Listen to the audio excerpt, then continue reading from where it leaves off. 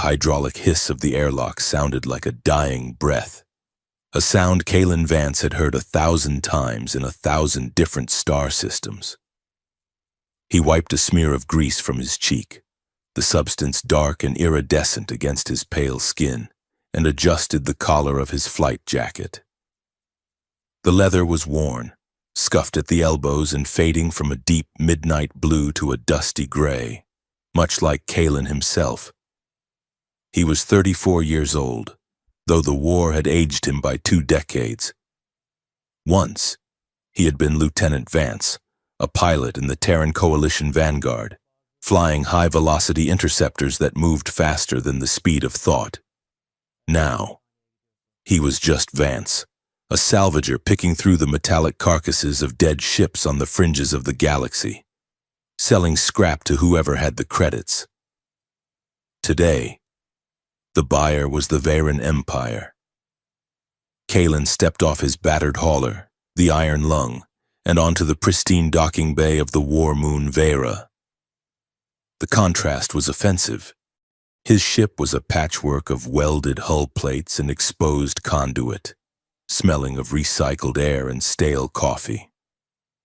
The Varen dock was a cathedral of white ceramic and polished obsidian, vast enough to hold a small city, smelling of ozone and expensive synthetic lilies. He was here to deliver a salvaged navigation core from a pre-war dreadnought. It was a rare piece of tech, worth enough to fuel the Iron Lung for 6 months. But as his boots hit the polished floor, Kalen felt the familiar prickle of instinct at the base of his neck. It was the same sensation he used to get right before a proximity alarm screamed in his cockpit. This was not a standard cargo transfer. Usually, he dealt with dockhands and quartermasters. Today, the reception committee consisted of 2 rows of elite Imperial guards, their armor polished to a mirror sheen, faces hidden behind smooth, faceless visors. Between them stood a protocol officer, a tall, spindly alien with skin the color of bruised plums and robes that flowed like liquid mercury. Kalen slung his heavy duffel bag over one shoulder. The navigation core was heavy, a dense sphere of dead weight against his spine. He walked forward, his stride loose and practiced, hiding the tension coiling in his muscles. The protocol officer raised a hand, the fingers long and multi-jointed. "Halt!" the officer said. The voice was synthesized, coming from a translator collar at the creature's throat. Kalen stopped 5 paces away. He kept his hands visible. "I am just here for the drop-off. Cargo is verified. Payment is in escrow. Let us make this quick." The officer did not consult a data pad. The creature merely stared down its long, flat nose. "There has been a change in schedule," the officer said. "The High Princess Sailira is conducting a ceremonial inspection of the port. All incoming traffic is subject to royal audit." Kalen felt a cold stone drop in his stomach. A royal audit meant hours of delays, invasive scans, and pompous speeches. But he nodded. He had no choice. Vera was a fortress. If he tried to turn back to his ship, the automated defense turrets mounted on the ceiling would turn the Iron Lung into burning confetti before he could cycle the airlock. "Fine," Kalen said. "Where do you want the cargo?" "You will join the line," the officer commanded, pointing a skeletal finger toward the center of the vast hangar. Kalen looked. A line of people had formed. Most were Varen citizens, merchants, and low-level nobility, all dressed in their finest silks. They stood stiffly, eyes fixed on the floor. Kalen sighed, adjusted the heavy bag, and walked over to join the end of the formation. He stood out like a bloodstain on a wedding dress. The Varens were tall, elegant, and adorned in jewels. Kalen was a human in a grease-stained jacket, boots caked in asteroid dust, with a face that looked like it had been carved from granite and left out in the rain. The waiting began. Minutes stretched into an hour. The silence in the hangar was absolute, unnatural for a place of industry. Kalen occupied his mind by counting the exits. 3 main blast doors, 1 service hatch near the ventilation intake, all locked, all guarded. He thought of his crew. The faces of the men and women he had lost 3 years ago flashed in his mind. It was the incident that had broken him, the mission that had been rigged from the start. They had flown into a sector that was supposed to be empty, only to find a waiting minefield of gravity singularities. He was the only one who had pulled out of the dive in time. The scream of the comms channel as his wingmates were crushed into nothingness still woke him up at night. He had left the military the next day. He had not flown a combat vessel since. Movement at the far end of the hall snapped him back to the present. The blast doors slid open with a musical chime. A procession entered. It was a wave of gold and crimson. Musicians played instruments that made no sound but vibrated the air with a low, harmonious hum. Servants scattered petals of bioluminescent flowers. And then she appeared, Princess Sailira. Kalen had seen her face on news feeds, usually staring coldly from behind a podium while announcing a new tax or a fleet mobilization. In person. She was striking enough to make a man forget to breathe. She was tall, her skin a pale, luminous porcelain that seemed to hold its own light. Her hair was a waterfall of silver, bound in intricate braids woven with sapphires. She wore a gown of armored mesh that looked like spun glass, shifting color from deep violet to dangerous red as she moved. But it was her eyes that held Kalen's attention. They were solid gold, with no whites and no pupils, like 2 coins of polished metal. They were intelligent, bored, and utterly predatory. She moved down the line of subjects, her gait smooth and predatory. The rumor was that Sailira was the true power behind the throne, the ice with a smile. Her father, the emperor, was a ghost in the machine, rarely seen. Sailira was the blade he wielded. As she passed each person, they did something that made Kalen's jaw tighten. They knelt. But it was not just a bending of the knee. In the Veyran Empire, the act of kneeling before a royal during a ceremonial inspection was a legal binding. It was called the submissio identitas. By kneeling, you acknowledged that your rights, your property, and your very name were temporarily suspended and held by the crown. For a citizen, it was a formality. For a foreigner, it was a trap. If Kalen knelt, he effectively legally classified himself as property of the state for the duration of his stay. They could seize his ship, his payment, and his freedom without a trial, and it would all be lawful. The procession moved closer. The protocol officer walked ahead of the princess, tapping a staff on the ground. "Kneel," the officer would hiss, and the merchant would drop. "Kneel." The noble would drop. Kalen stood at the end of the line. He shifted the bag on his shoulder. His heart rate slowed. The combat calm washed over him. It was the same cold focus he used to feel when the targeting computer locked on. The princess reached the person beside him, a Veyran spice trader. The man collapsed to his knees, pressing his forehead to the cold floor, trembling. Sailira did not even look at him. She stepped past him, her golden eyes locking onto Kalen. She stopped. The music died down. The hum of the instruments faded. The silence that followed was heavy, suffocating. The protocol officer stepped in front of Kalen, looking at him with disdain. "Kneel," the officer commanded. Kalen looked at the officer, then at the princess. He did not move. He stood with his feet shoulder-width apart, his spine straight, his chin lifted. The officer's eyes widened. "I said, kneel. This is a direct royal command. To refuse is treason." Kalen spoke, his voice gravelly but carrying clearly in the silent hall. "I am not a citizen of Veyra," he said. I am a free contractor under the Interstellar Trade Pact. My knees belong to me. A gasp rippled through the hall. The spice trader on the floor whimpered. The elite guards behind the officer instantly raised their weapons, heavy plasma rifles that began to whine as they charged up. Kalen did not flinch. He knew the odds. If they fired, he would be dead before his body hit the floor.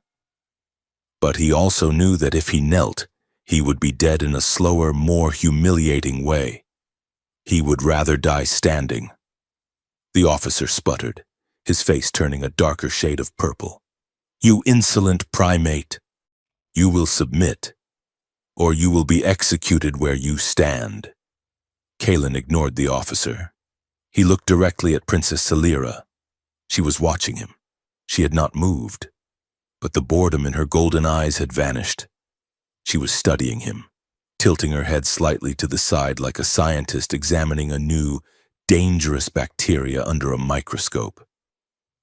The guard stepped forward, fingers tightening on triggers.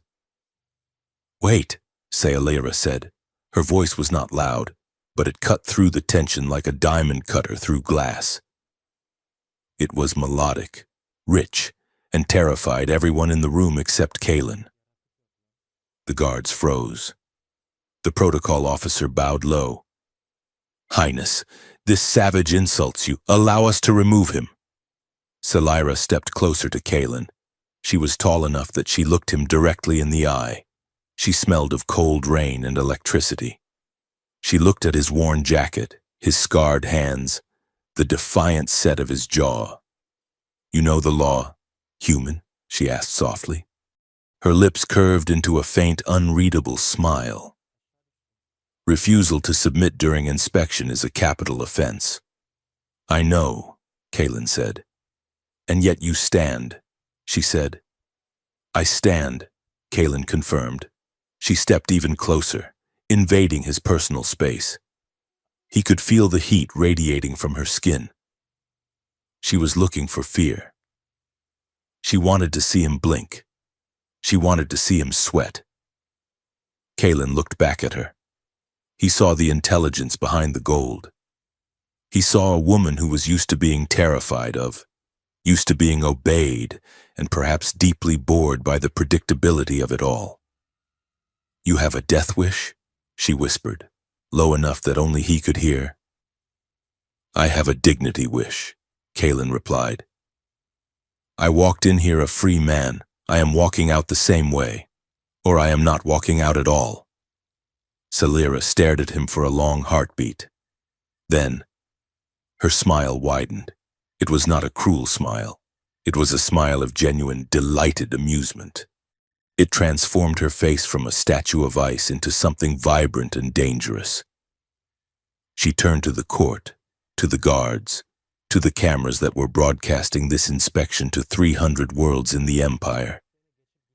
She laughed, a soft, silvery sound. Then she spoke, her voice projected for all to hear. I refuse to kneel before the princess, she narrated, mocking the melodramatic tone of court poets. She smiled. She looked back at Kalen, her golden eyes dancing. You are just my type. The silence that followed was absolute. The protocol officer looked as if he had been slapped. The guards lowered their weapons in confusion. Salira waved a hand dismissively at the officer. He is not to be executed, she announced. I am claiming him. Claiming him. Highness? The officer squeaked. Yes, she said, turning back to the procession. Under the Act of Foreign Cultural Exceptions, distinct curiosities may be preserved for royal study. He is amusing. He is mine. Bring him. She swept away, her gown flowing behind her like a river of blood and starlight. Kalen stood there, blinking. He was alive, but as two guards grabbed his arms not to kill him but to escort him, he realized he had just traded a quick death for a very complicated life. Within 2 hours, Kalen Vance was the most famous human in the Varen sector. The clip of the interaction had gone viral before he had even been processed through the palace security grid. On the public feeds, It was playing on a loop. The hashtag #JustHerType was trending in 12 languages. Memes were spawning at light speed, images of Kaylin's stoic face superimposed over romance novel covers. Stylized drawings of Sayalira looking predatory. The Empire's propaganda machine, usually slow and lumbering, had seized on the moment to paint the princess as benevolent yet firm, a ruler who could tame even the wildest savages with a single glance. Kaylin did not see any of this. He was too busy being scrubbed, scanned, and stripped of his weapons. They took his sidearm. They took his boot knife. They tried to take his jacket, but he glared at the valet with such intensity that the servant retreated, allowing him to keep the worn leather. He was not taken to a dungeon. He was taken to the Royal Observation Garden. It was a terrifying place. It was located in the upper spires of the palace, beneath a transparent dome that looked out over the jagged industrial skyline of the war moon. But inside the dome, it was a jungle, not a natural one, but a masterpiece of Veyran bioengineering. The trees had trunks of translucent crystal, with sap that glowed blue pulsing through them like veins. The leaves were matte black, absorbing the artificial sunlight. Flowers snapped at passing insects with tiny, jagged teeth. The air was thick with oxygen and the scent of crushed mint and ozone. Kaylin walked along a path of floating stones, flanked by 4 guards who kept their distance but kept their hands on their weapons. At the center of the garden was a pavilion made of woven living wood. Sayalira was there. She had changed out of her ceremonial armor into a simpler gown of white silk that left her arms bare. She was examining a data pad, a glass of dark liquid in her hand. "Leave us," she said without looking up. The guards hesitated. "Highness, the protocol dictates—" "Leave us," she repeated.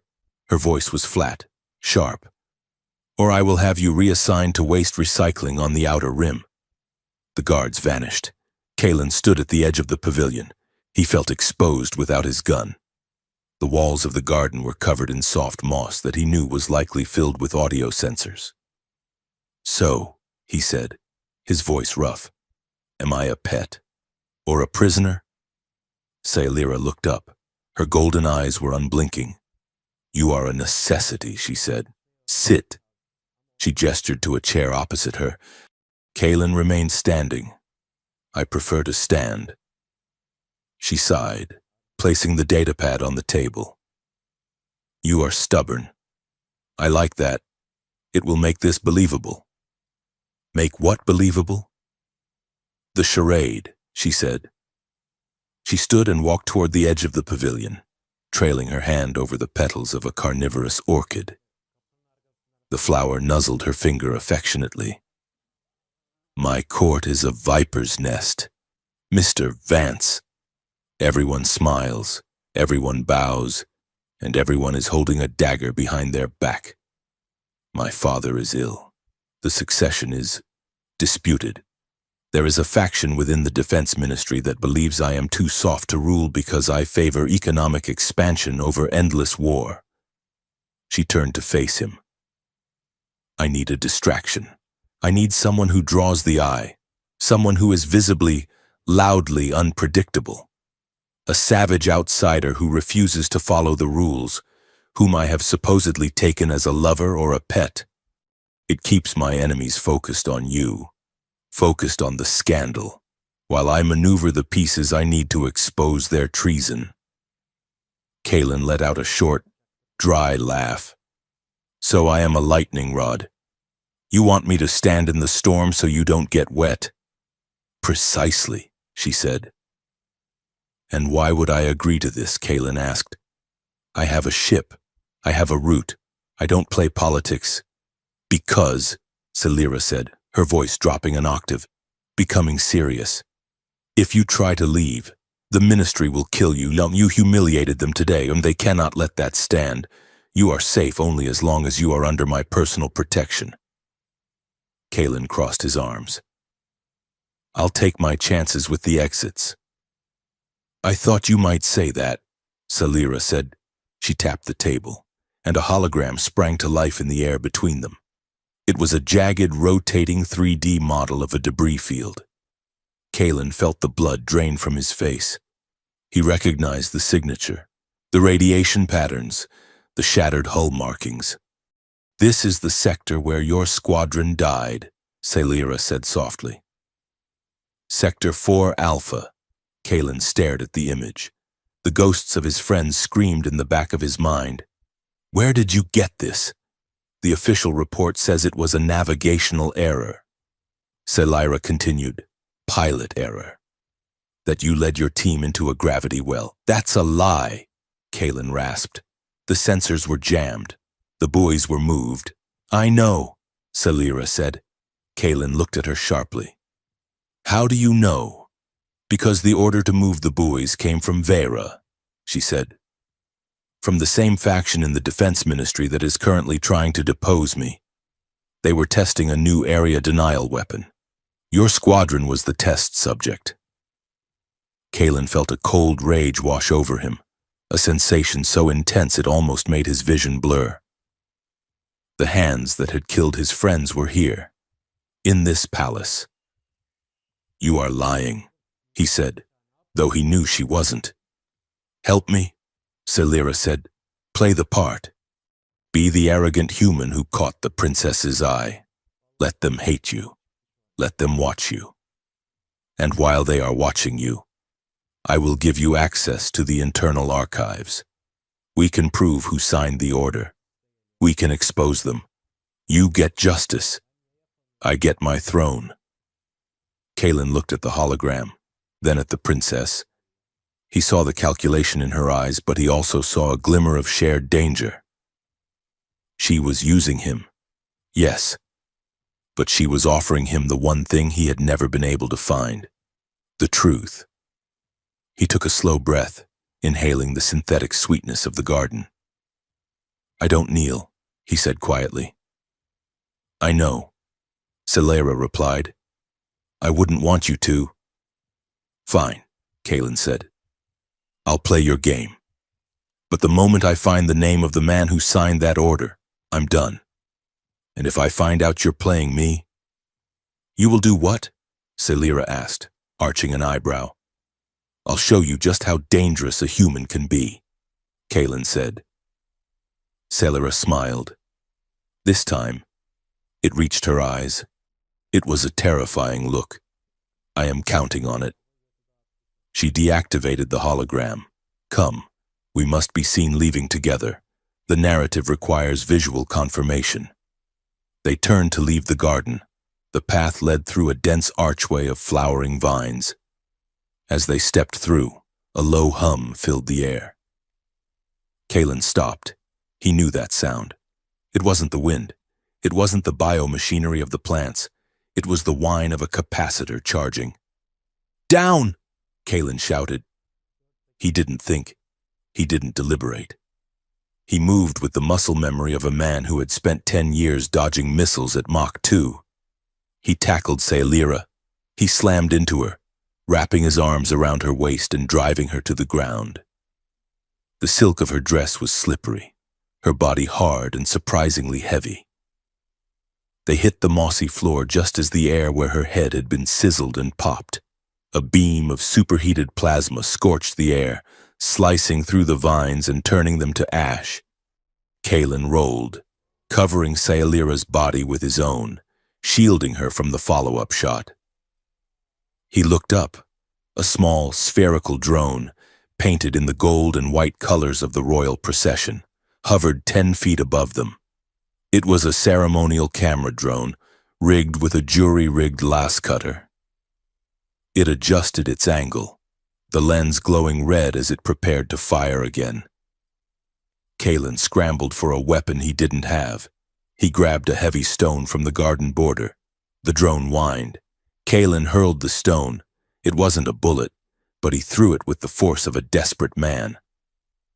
The rock smashed into the drone's anti-grav rotor. The machine wobbled, its aim thrown off. The laser fired wild, slicing into a crystal tree trunk. causing it to explode in a shower of blue sap. "Guards!" Celira screamed, her voice losing its cool composure for the first time. The blast doors burst open. The elite guard flooded in, weapons raised. They blasted the drone out of the air in a hail of plasma fire. It shattered, raining smoking debris onto the pristine path. Silence returned to the garden, broken only by the hiss of melting vegetation. Kalen lay on top of the princess. He was breathing hard, the adrenaline coursing through his veins. He looked down.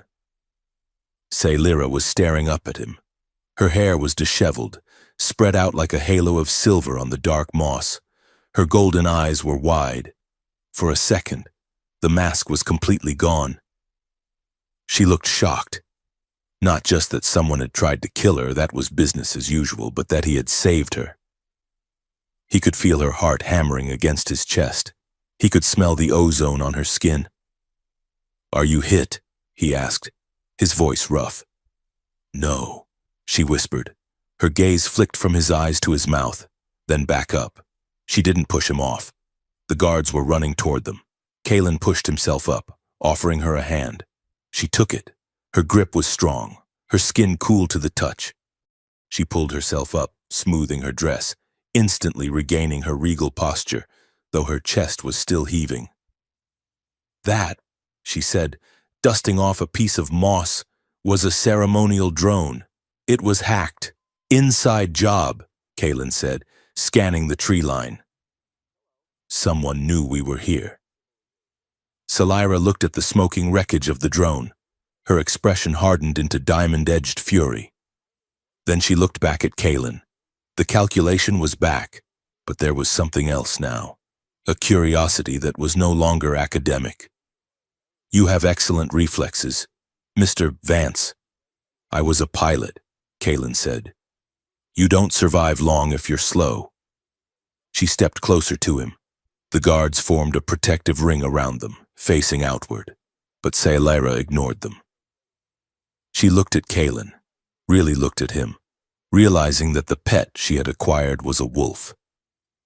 "Most men freeze when I am near them," she murmured. "You threw me into the dirt." Kalen shrugged, dusting off his jacket. "Better the dirt than the grave." Celira stared at him for a moment longer. The air between them crackled, heavy with the scent of burnt ozone and sudden, sharp intimacy. She realized the danger of what she had done. She had brought a weapon into her house, and she found herself wanting to know how it worked. "Take him to the Onyx Suite," she ordered the head of the guard. The guard hesitated. "The Onyx Suite?" "Highness, that is the royal guest wing. It is reserved for visiting heads of state. It is reserved for things I wish to keep close," Celira corrected. She turned to Kalen. Her smile returned, but it was softer now, less of a performance. "The suite is comfortable," she said.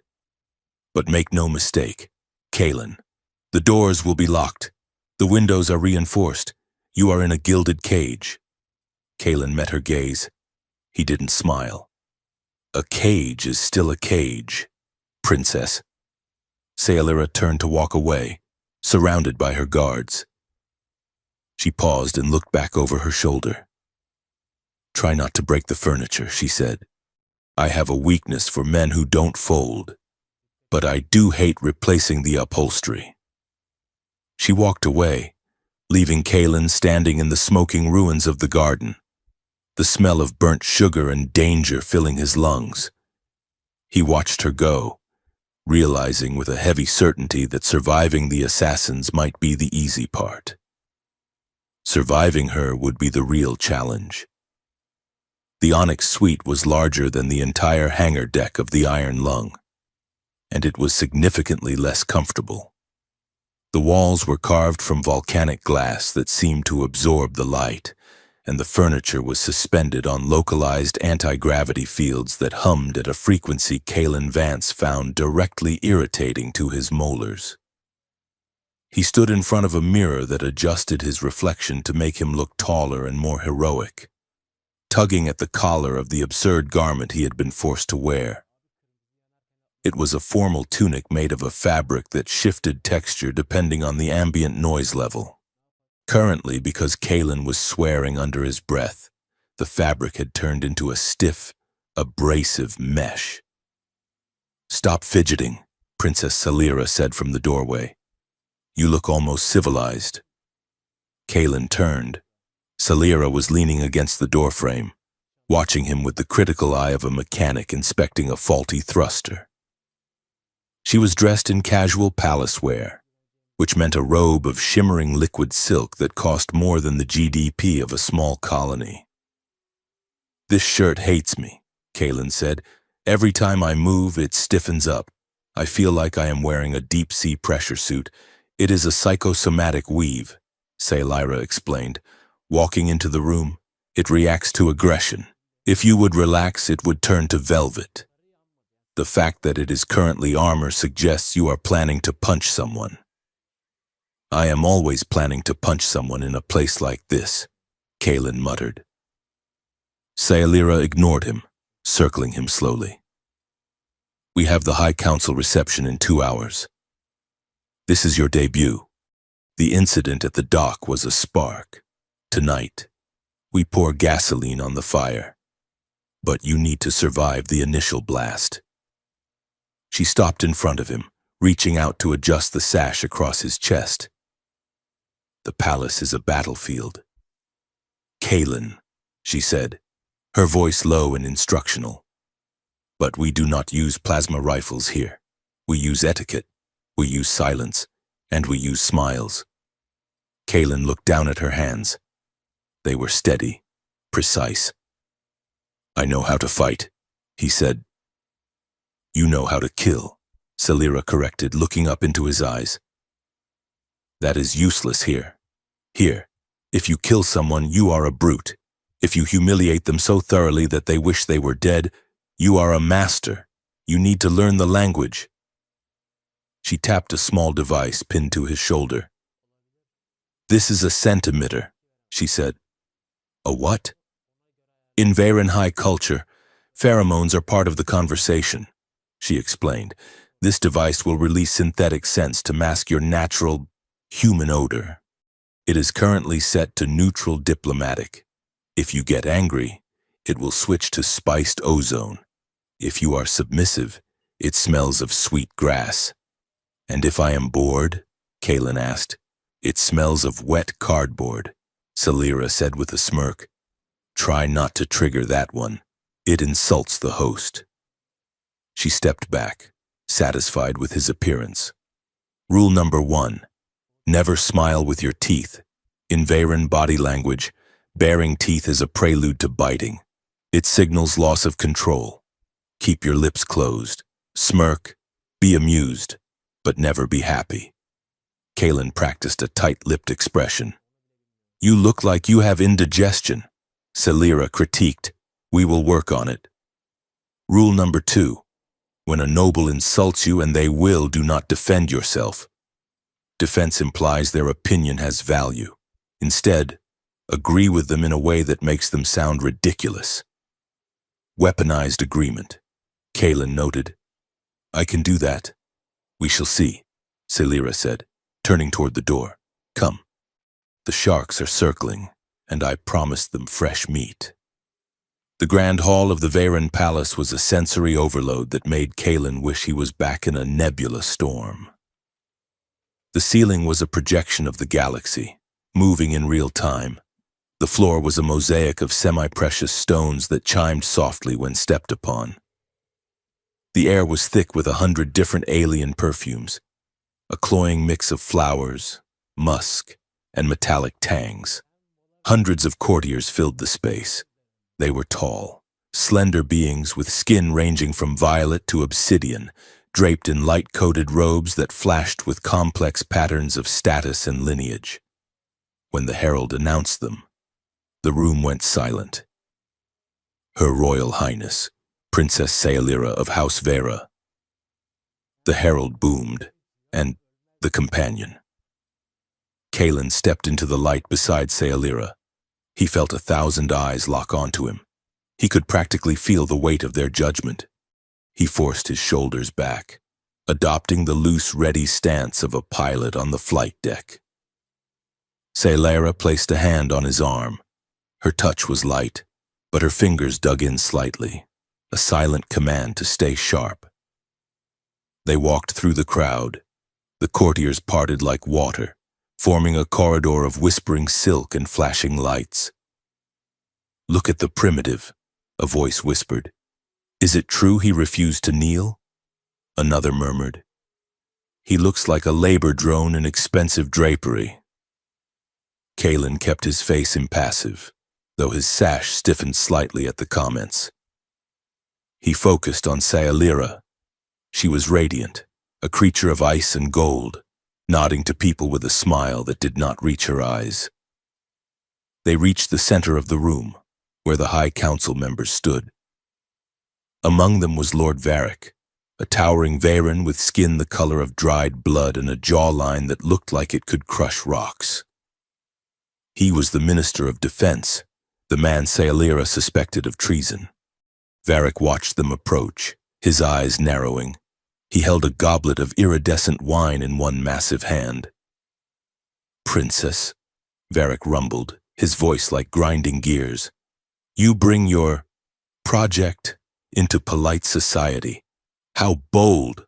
"Lord Varric," Sailera said, her voice smooth. "I thought the council could use a fresh perspective." Varric turned his gaze to Kalen. He looked the human up and down, sniffing the air theatrically. "Curious," Varric said, loud enough for the surrounding crowd to hear. "It stands on 2 legs. It wears clothes. But one wonders if it understands the honor of the room it stands in. Tell me, human, does your species have a concept of nobility? Or do you simply scramble for scraps in the dirt?" The crowd went deadly silent. This was the test. Varric was calling him an animal. If Kalen got angry, he proved Varric right. If he cowered, he shamed Sailera. Kalen felt Sailera tense beside him. She was ready to intervene. Kalen stepped forward, gently disengaging his arm from hers. He looked Varric in the eye, keeping his face perfectly calm. His centimeter released a puff of cool, minty air. Total neutrality. "We have nobility, Lord Varric," Kalen said, his tone conversational. "Though on my world, we usually judge a man's stature by what he builds, not by how loudly he barks at guests." A ripple of shock went through the crowd. Someone gasped. Varric's eyes flared. "Barks? You compare a high minister to a beast?" Kalen smiled, closed lips, just as Sailera had taught him. "Not at all," Kalen said. "Beasts are usually honest about their intentions. I simply meant that your voice projects well. It is very dominant. It must be useful for shouting orders at people who are legally forbidden to disagree with you." Varric opened his mouth, but Kalen continued. "Smooth and dry. I admit I am new to your customs, but where I come from, true power does not need to remind everyone that it is powerful. It just is. But I suppose I am just a scavenger. What do I know of sophisticated insecurity? For 3 seconds you could hear a pin drop. Then, somewhere in the back of the room, a young noble laughed. It was a short, sharp sound, quickly stifled, but it broke the dam. A wave of tittering amusement swept through the hall. Varric had been called insecure by a human, and the insult had been wrapped in so much polite phrasing that he couldn't attack without looking like a tantrum-throwing child. Varric's face turned a darker shade of crimson. His sash flashed a violent, angry red. "Enjoy your pet, princess," Varric hissed, "while you still can." He turned and stormed away, his entourage scrambling to follow. Sailera took Kalen's arm again. She leaned in close, her lips brushing his ear. "That," she whispered, "was adequately done. I thought I was supposed to agree with him, Kalen whispered back. You agreed that he was loud, Salira noted, and you implied he was small. It was efficient. They continued their circuit of the room. The mood had shifted. Kalen was no longer just a curiosity, he was a player. The courtiers looked at him with a mix of fear and fascination. The citizen feeds, which were broadcasting the event, began to light up. The data stream on Salira's cuff blinked rapidly. Half the Empire is outraged, she murmured, checking the feed. The other half is already printing your face on t-shirts. The tag sophisticated insecurity is trending, and is that good? Kalen asked. It is chaos, Salira said, and chaos is exactly what I need. Later that night, the adrenaline faded, leaving Kalen exhausted. Salira led him not to his suite, but to a secure briefing room deep within the palace's administrative wing. The walls here were plain steel, shielded against surveillance. She dismissed her guards and slumped into a chair, the perfect posture vanishing instantly. She rubbed her temples, looking suddenly young and tired. You did well, she said. Better than I expected. You look like you've been flying a combat sortie for 10 hours, Kalen observed, taking a seat opposite her. Socializing with vipers is more draining than war, she replied. At least in war, you know where the enemy is. She tapped the table, and a holographic map of the palace supply lines appeared. My mother hated these receptions, Salira said softly, her eyes fixed on the map. She was like you. She found the kneeling, the scent codes, the hierarchy. Suffocating. She wanted to reform the identity laws. She believed loyalty should be earned, not legislated. What happened to her? Kalen asked. She died, Salira said. A shuttle accident. A catastrophic engine failure in calm atmosphere. Just like your squadron. Kalen went still. You think Varric killed her? I think Varric represents a faction that believes the Empire is weak if it is not cruel. Salira said, My father, the Emperor, is old. His mind is rotting from a neurodegenerative disease. He sits on the golden throne, drooling, while Varric whispers poison in his ear. I am the only thing standing between the Empire and a military dictatorship, and they know it. The door to the briefing room hissed open. A woman strode in. She was short, compact, and moved with the silent lethality of a stalking cat. Her skin was a pale gray, and her eyes were modified with cybernetic implants that whirred as she focused on Kalen. This is the stray? The woman asked, her voice raspy. Kalen, this is Nyx. Salira introduced, my chief of intelligence, and the only person in this palace who hasn't tried to sell me out yet. Nyx stopped in front of Kalen, looking him up and down. He's big. Nyx assessed. Good target profile. Hard to miss? Nice to meet you too, Kalen said. I don't like him, Nyx said to Salira. He's a variable. Variables get people killed. He is necessary. Nyx, Salira said. What did you find? Nyx sighed, pulling a data chip from her belt and slotting it into the table. The hologram shifted, showing a complex web of shipping lanes. You were right about the supply anomalies, Nyx said. I tracked the encrypted shipments attached to the Royal Fleet's logistics chain. They are labeled as medical supplies, but the weight distribution is wrong. And the energy signature matches Class A neural tech. Neural tech? Kalen asked. Like interface implants? Illegal ones, Nyx corrected. The kind that suppresses higher brain function. Obedience chips. They are moving thousands of crates of them to the War Moon garrison. They are building an army that cannot disobey, Salira said, her voice chilling.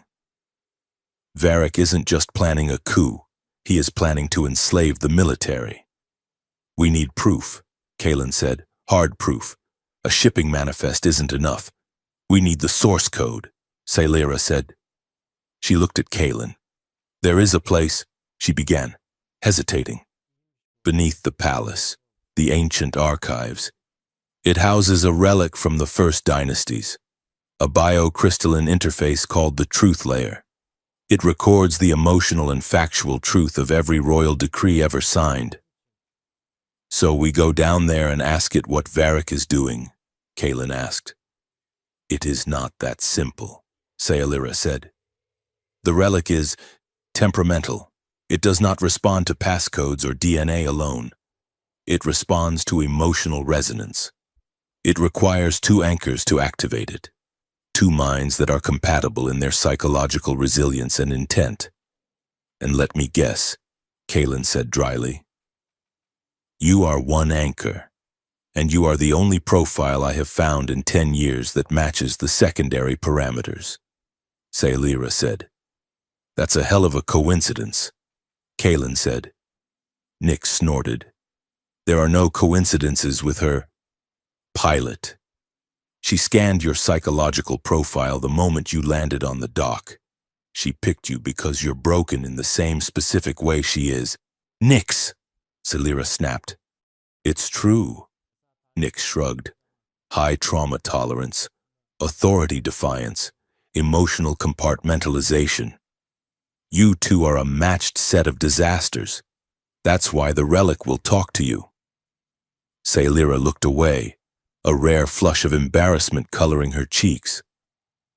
We need to access the archive tonight, she said, recovering her composure. While the court is distracted by the scandal of the reception, the infiltration was less high-tech espionage and more crawling through dust than Kalen would have liked. The entrance to the ancient archives was sealed off from the main turbolifts. They had to use a maintenance shaft that hadn't been opened in a century. Kalen pried the hatch open with a thermal bar, his muscles straining against the rusted metal. Ladies first, he grunted as the hatch gave way. Sailira, who had changed into a dark, form-fitting tactical suit, slipped through the opening with graceful ease.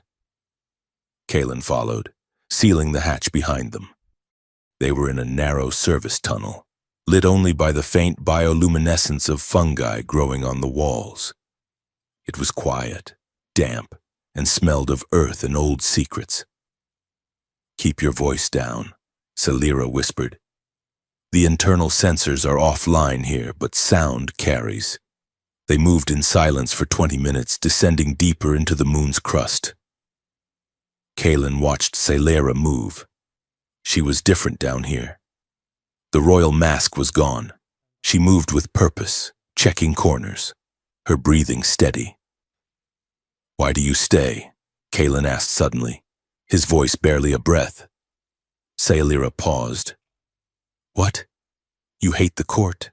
You hate the politics. You have a ship. You have credits. You could leave, go to the rim, disappear. Sailira looked at the damp walls. And leave my people to Varric? She asked. He would turn this empire into a slaughterhouse. It's not your job to save everyone, Kalen said. It is, she said simply. That is what the crown means. It is not a hat, Kalen. It is a weight. If I put it down, it crushes the people below me. They reached the end of the tunnel. A massive circular door made of carved obsidian blocked the way. It pulsed with a faint, rhythmic blue light. This is it, Sailira said. The antechamber. She approached the door. As she did, the light intensified. We need to be touching the surface simultaneously, she instructed. Clear your mind. Focus on the truth. Not what you want to be true, just what is. Kalen stepped up beside her. He placed his hand on the cold stone. It felt alive, vibrating against his palm. Sailira placed her hand next to his. The stone hummed. A beam of light scanned them, passing over their retinas, their heartbeats. Identity confirmed, A disembodied voice echoed, not in the air, but inside their skulls. Resonance, turbulent but compatible. The massive door groaned and began to roll aside. Movement. Kalen's instincts screamed. He didn't hear a footstep. He felt the change in air pressure. "Patrol!"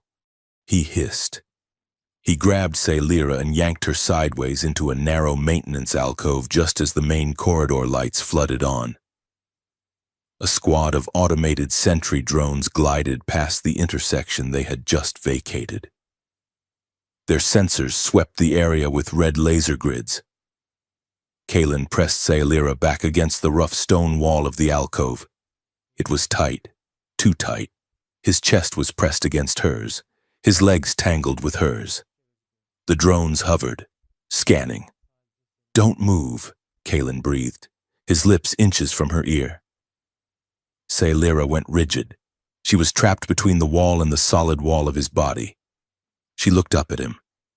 In the darkness, her golden eyes were luminous. They stood frozen for what felt like an hour. Kalen could feel the rapid beat of her heart against his own ribcage. He could feel the warmth of her breath on his neck. The proximity was overwhelming. It wasn't just the physical closeness, it was the adrenaline, the shared secret, the sudden stripping away of all the titles and protocols. Here, in the dark. She wasn't a princess, and he wasn't a salvager. They were just two breathing things hiding from the machine. Kalen looked down at her. Her lips were parted slightly. The scent emitter on his shoulder had deactivated, and he could smell her real scent now, something like rain on hot stone and wildflowers. The defiance that usually defined their dynamic softened into something raw. Kalen felt a magnetic pull, a desire to close the tiny gap between them, to taste the reality of her. Sailira's gaze dropped to his mouth, her breathing hitched. Her hand, which had been resting on his chest to push him away, curled into a fist, gripping his jacket instead. The drones buzzed, then moved on, their lights fading down the corridor. The danger was past, but neither of them moved. "Sailira," Kalen whispered. It was a question, though he wasn't sure what he was asking. Sailira stared at him, her eyes wide with a vulnerability that terrified her more than any assassin. She saw the want in his face. She felt the echo of it in her own blood. And then, the mask slammed back down. She shoved him back, not hard, but firmly. "We are clear," she said, her voice shaking slightly but hardening with every syllable. "We need to move." She slipped out of the alcove without looking back at him. Kalen stood there for a second, the cold air rushing into the space where she had been. He ran a hand through his hair, cursing silently. He had felt it. She had felt it. But she had chosen the mission. He respected it. But it hurt. The return trip was tense. They had retrieved a partial data cipher from the archive's outer terminal, not the full source code, but enough to decrypt the next shipment location. They made it back to the upper levels just before dawn. They were walking rapidly down the private corridor toward Sailira's chambers when the attack happened. It wasn't a drone this time. It was subtler. As they passed a ventilation grate, a microscopic puff of aerosol sprayed into the hallway. Kalen smelled it first, a sickly sweet odor like rotting almonds. "Gas!" he shouted. He ripped the scarf from his neck, part of his ridiculous outfit, and shoved it over Sailira's face. "Hold your breath." He grabbed her and shoved her through the nearest door, which happened to be a service pantry. He slammed the seal shut behind them, but Sailira stumbled. She coughed, a wet, racking sound. She slid down the wall, clutching her throat. "I breathed it," she gasped. Her skin was turning a pale, sickly gray. Her golden eyes were losing focus. Kalen dropped to his knees beside her. He scanned her vitals with his wrist comp. Neurotoxin, he said, his hands shaking slightly. Fast-acting. Where is your medkit? My belt, she wheezed. Kalen tore the pouch from her tactical belt. He found a universal antidote injector. He didn't hesitate. He jammed it into her neck and depressed the plunger. Saylyra gasped, her back arching. Then she slumped forward, breathing heavily. Kalen sat back against the pantry shelves, watching her. His heart was pounding. This was getting too close. After a few minutes, the color returned to her cheeks. She looked up at him, wiping a trickle of blood from her nose. That was careless of me, she whispered. They are escalating, Kalen said grimly. That wasn't a warning. That was an execution attempt. He looked at the door. I can get the vent open. I can get to the iron lung. I can be out of the system in an hour. Saylyra looked at him.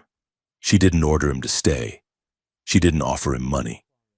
She just looked at him with a profound, exhausted sadness. You could, she said. You should. Kalen looked at the vent.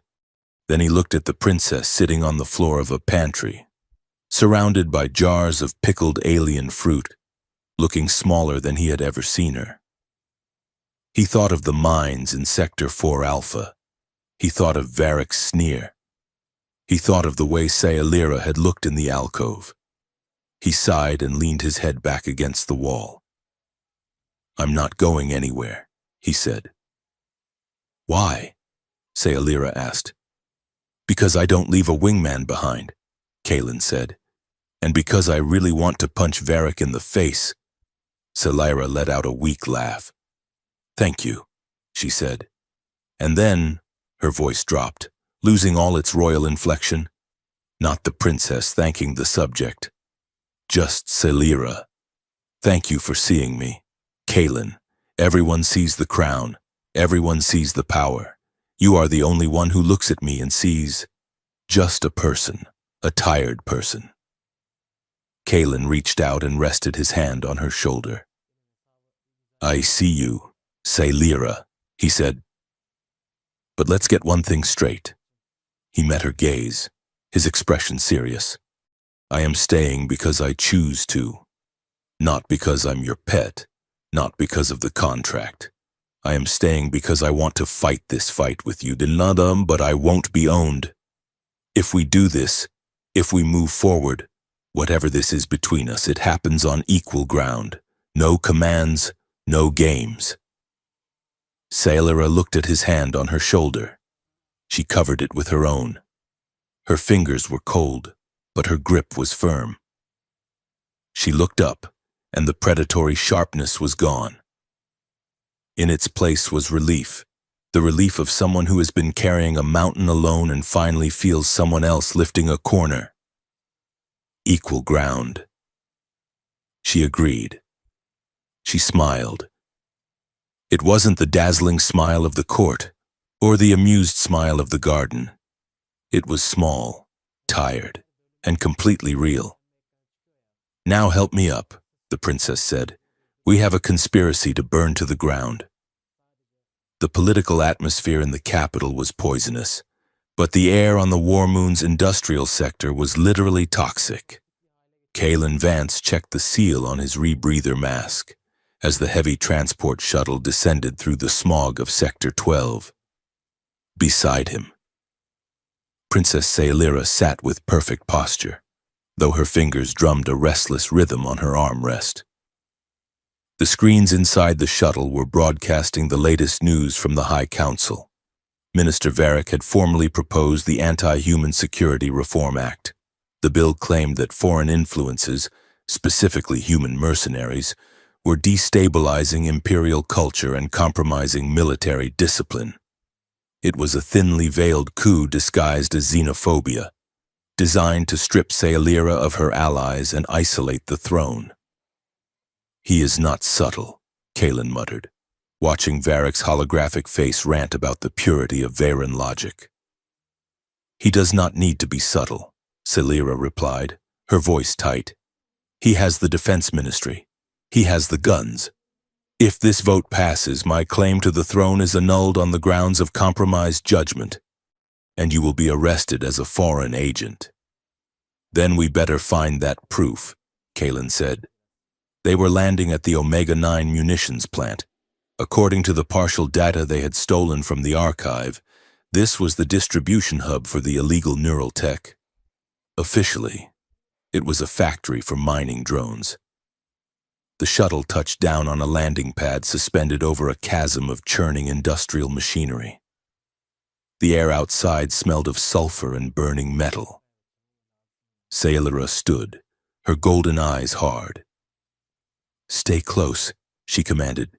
"This is a royal inspection, but we are walking into the wolf's den."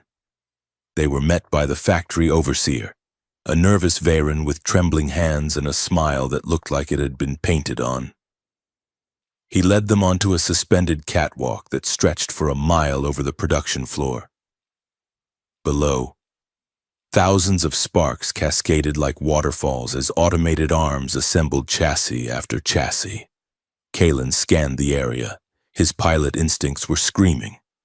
The shadows were too deep. The workers below were moving with a synchronized, eerie rhythm that did not look natural. "Where are the shipping manifests for the medical supplies?" Celira asked the overseer, cutting through his prepared speech about efficiency quotas. The overseer paled. "Highness, those are restricted files, level 10 security." "I am level 1, Celira said coldly. "Open them."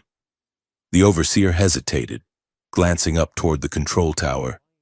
That glance confirmed everything Kalen needed to know. "Down!" Kalen roared. He didn't wait for permission.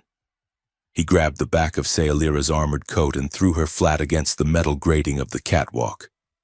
A split second later, the support strut above them exploded, and it wasn't a malfunction, and it was a shaped charge.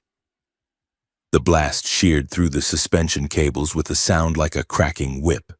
The catwalk groaned, tilted violently, and then detached. They were falling. Kalen scrambled, his boots sliding on the slick metal. He grabbed a trailing cable with one hand and Celira's wrist with the other.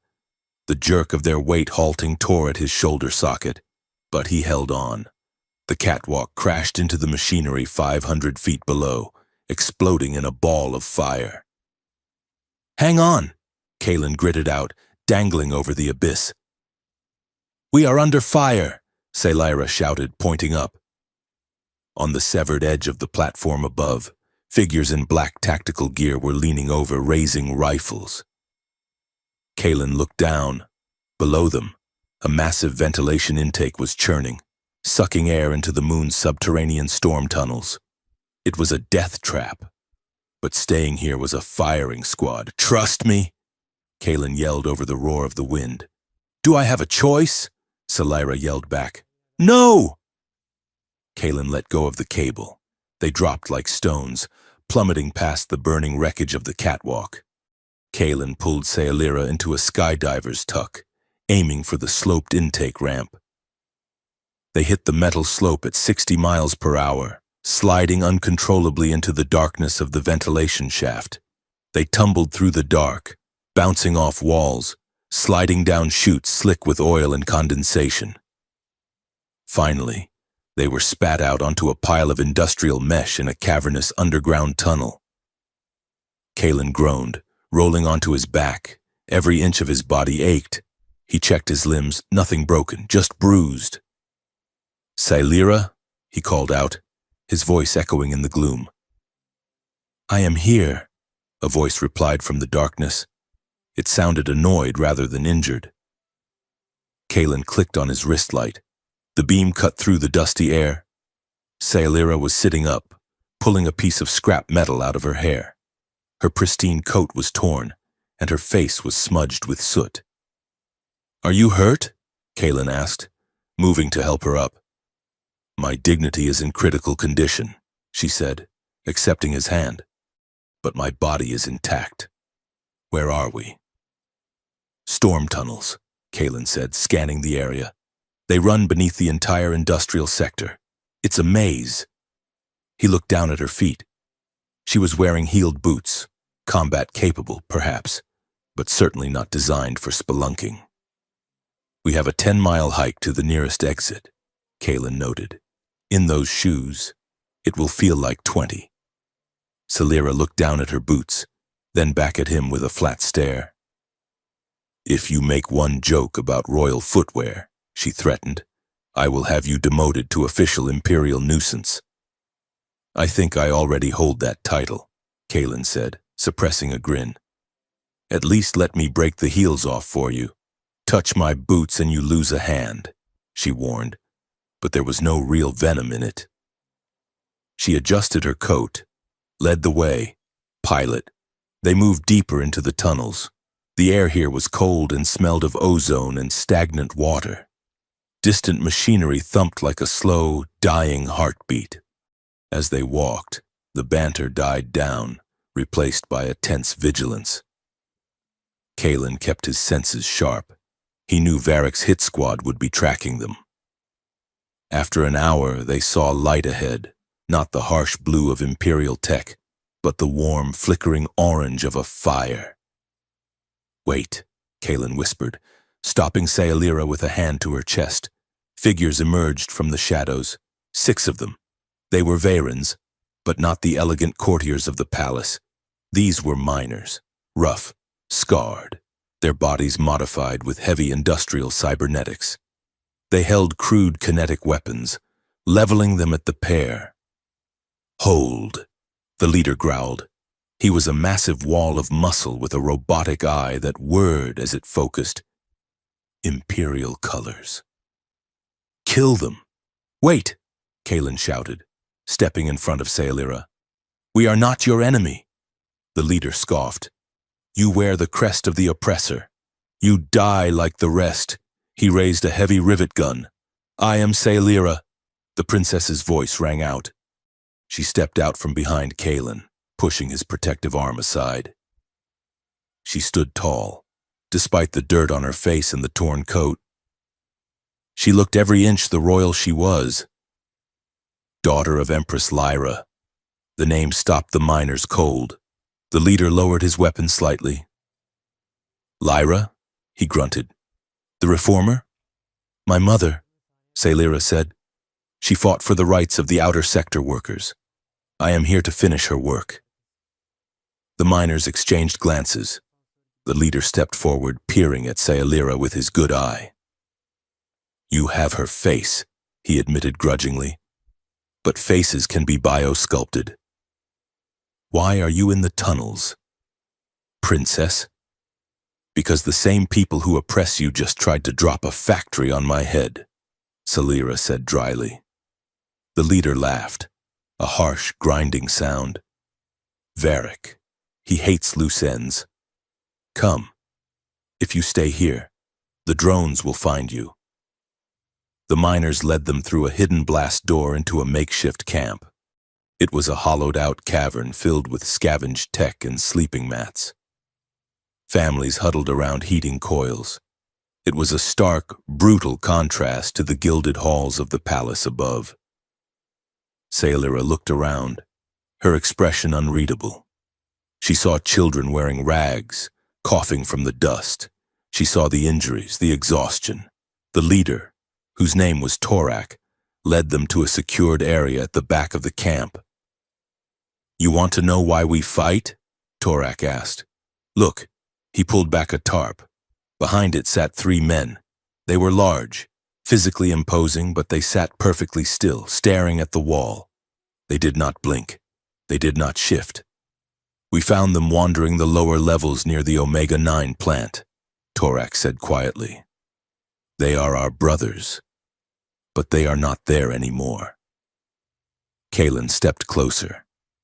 He waved his hand in front of one man's face. No reaction. He checked the pupils, dilated, fixed. He saw a small incision scar behind the man's ear. A silver node pulsed faintly beneath the skin.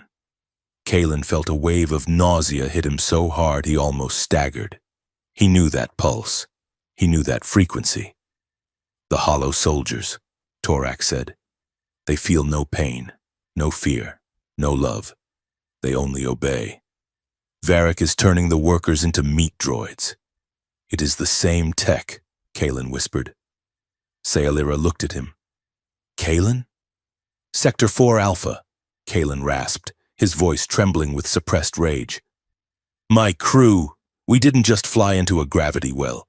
The comms, before they died, they stopped screaming. They just went silent. I thought it was interference, but it wasn't. He looked at Sayalira, his eyes burning. They tested this on my squadron.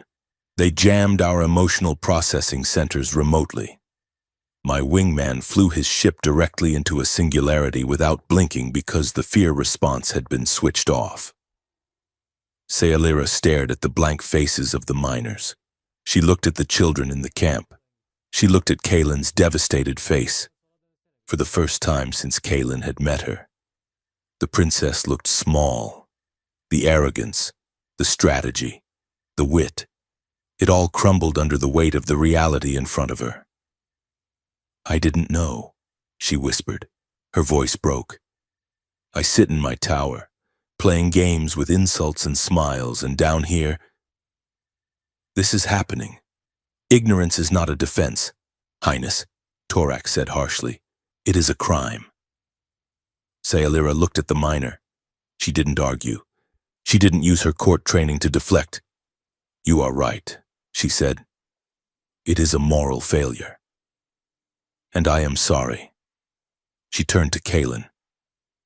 We have to stop this. Not for the throne, not for the game, but because if we don't, there won't be a soul left in this empire worth saving. Torak watched her. He seemed to measure the weight of her words against the steel in her spine. The storm is rising outside, Torak said. You cannot move until morning. We have a safe house in the upper vents. It is secure. You can rest there. The safe house was a small, reinforced concrete box suspended in the ventilation shaft. It contained a single ration heater, a crate of water, and one narrow cot. Outside, the subterranean storm howled, shaking the metal walls. Inside, the silence was heavy. Kalen sat on the floor, leaning against the wall, cleaning his sidearm. He had been doing it for 20 minutes, methodically stripping the weapon and reassembling it. Sayalira sat on the edge of the cot. She had washed the soot from her face, leaving her skin pale and luminous in the dim emergency light. Stop, she said softly. Kalen paused. The slide of the pistol halfway locked. Stop what? Stop retreating, she said. You have gone somewhere else. Come back. Kalen clicked the gun together and holstered it. He looked at her. I am looking at the weapon that killed my friends, he said, and I am realizing that I spent 3 years blaming myself for their bad flying when they were actually murdered by a switch in their heads. He let out a shaky breath. I feel hollow. Sayalira stood up and walked over to him. She sat down on the floor beside him, ignoring the dust on her ruined gown. She didn't touch him, but she sat close enough that he could feel her warmth. You are not hollow, she said. You are full of ghosts. That is different. Kalen looked at her. And you? You saw your empire today. The real one. I did, she said. And I am terrified. I realize that for all my intelligence, I have been a decoration, a hood ornament on a war machine. She turned her head, her golden eyes meeting his. That is why I chose you. Kalen. You chose me because I was a distraction, Kalen said. No, she corrected. I told myself that. But the truth is, when you refused to kneel that day at the dock, it didn't just amuse me. It felt like oxygen. It felt like a prayer. I saw a man who owned himself, and I wanted to know what that felt like. Kalen turned his body toward her. The space between them seemed to charge with static electricity. "You scare me, princess," he admitted. "Good," she whispered. "You terrify me. But why?" "Because you make me want to be Lyra," she said. "Not the princess, not the symbol, just the woman who likes the way you look at her when you think she isn't noticing." Kalen reached out. His hand hovered near her face, a silent question. Lyra didn't pull away. She leaned into his touch. "This isn't part of the contract," Kalen murmured, his thumb tracing the line of her jaw. "Burn the contract," Lyra breathed. She closed the distance. The kiss wasn't tentative. It wasn't the accidental near miss of the maintenance closet. It was deliberate. It was hungry. It was the collision of two people who had been running for their lives and finally stopped to breathe. Lyra tasted of cool water and iron determination. Kalen kissed her with a desperation he hadn't known he was holding back.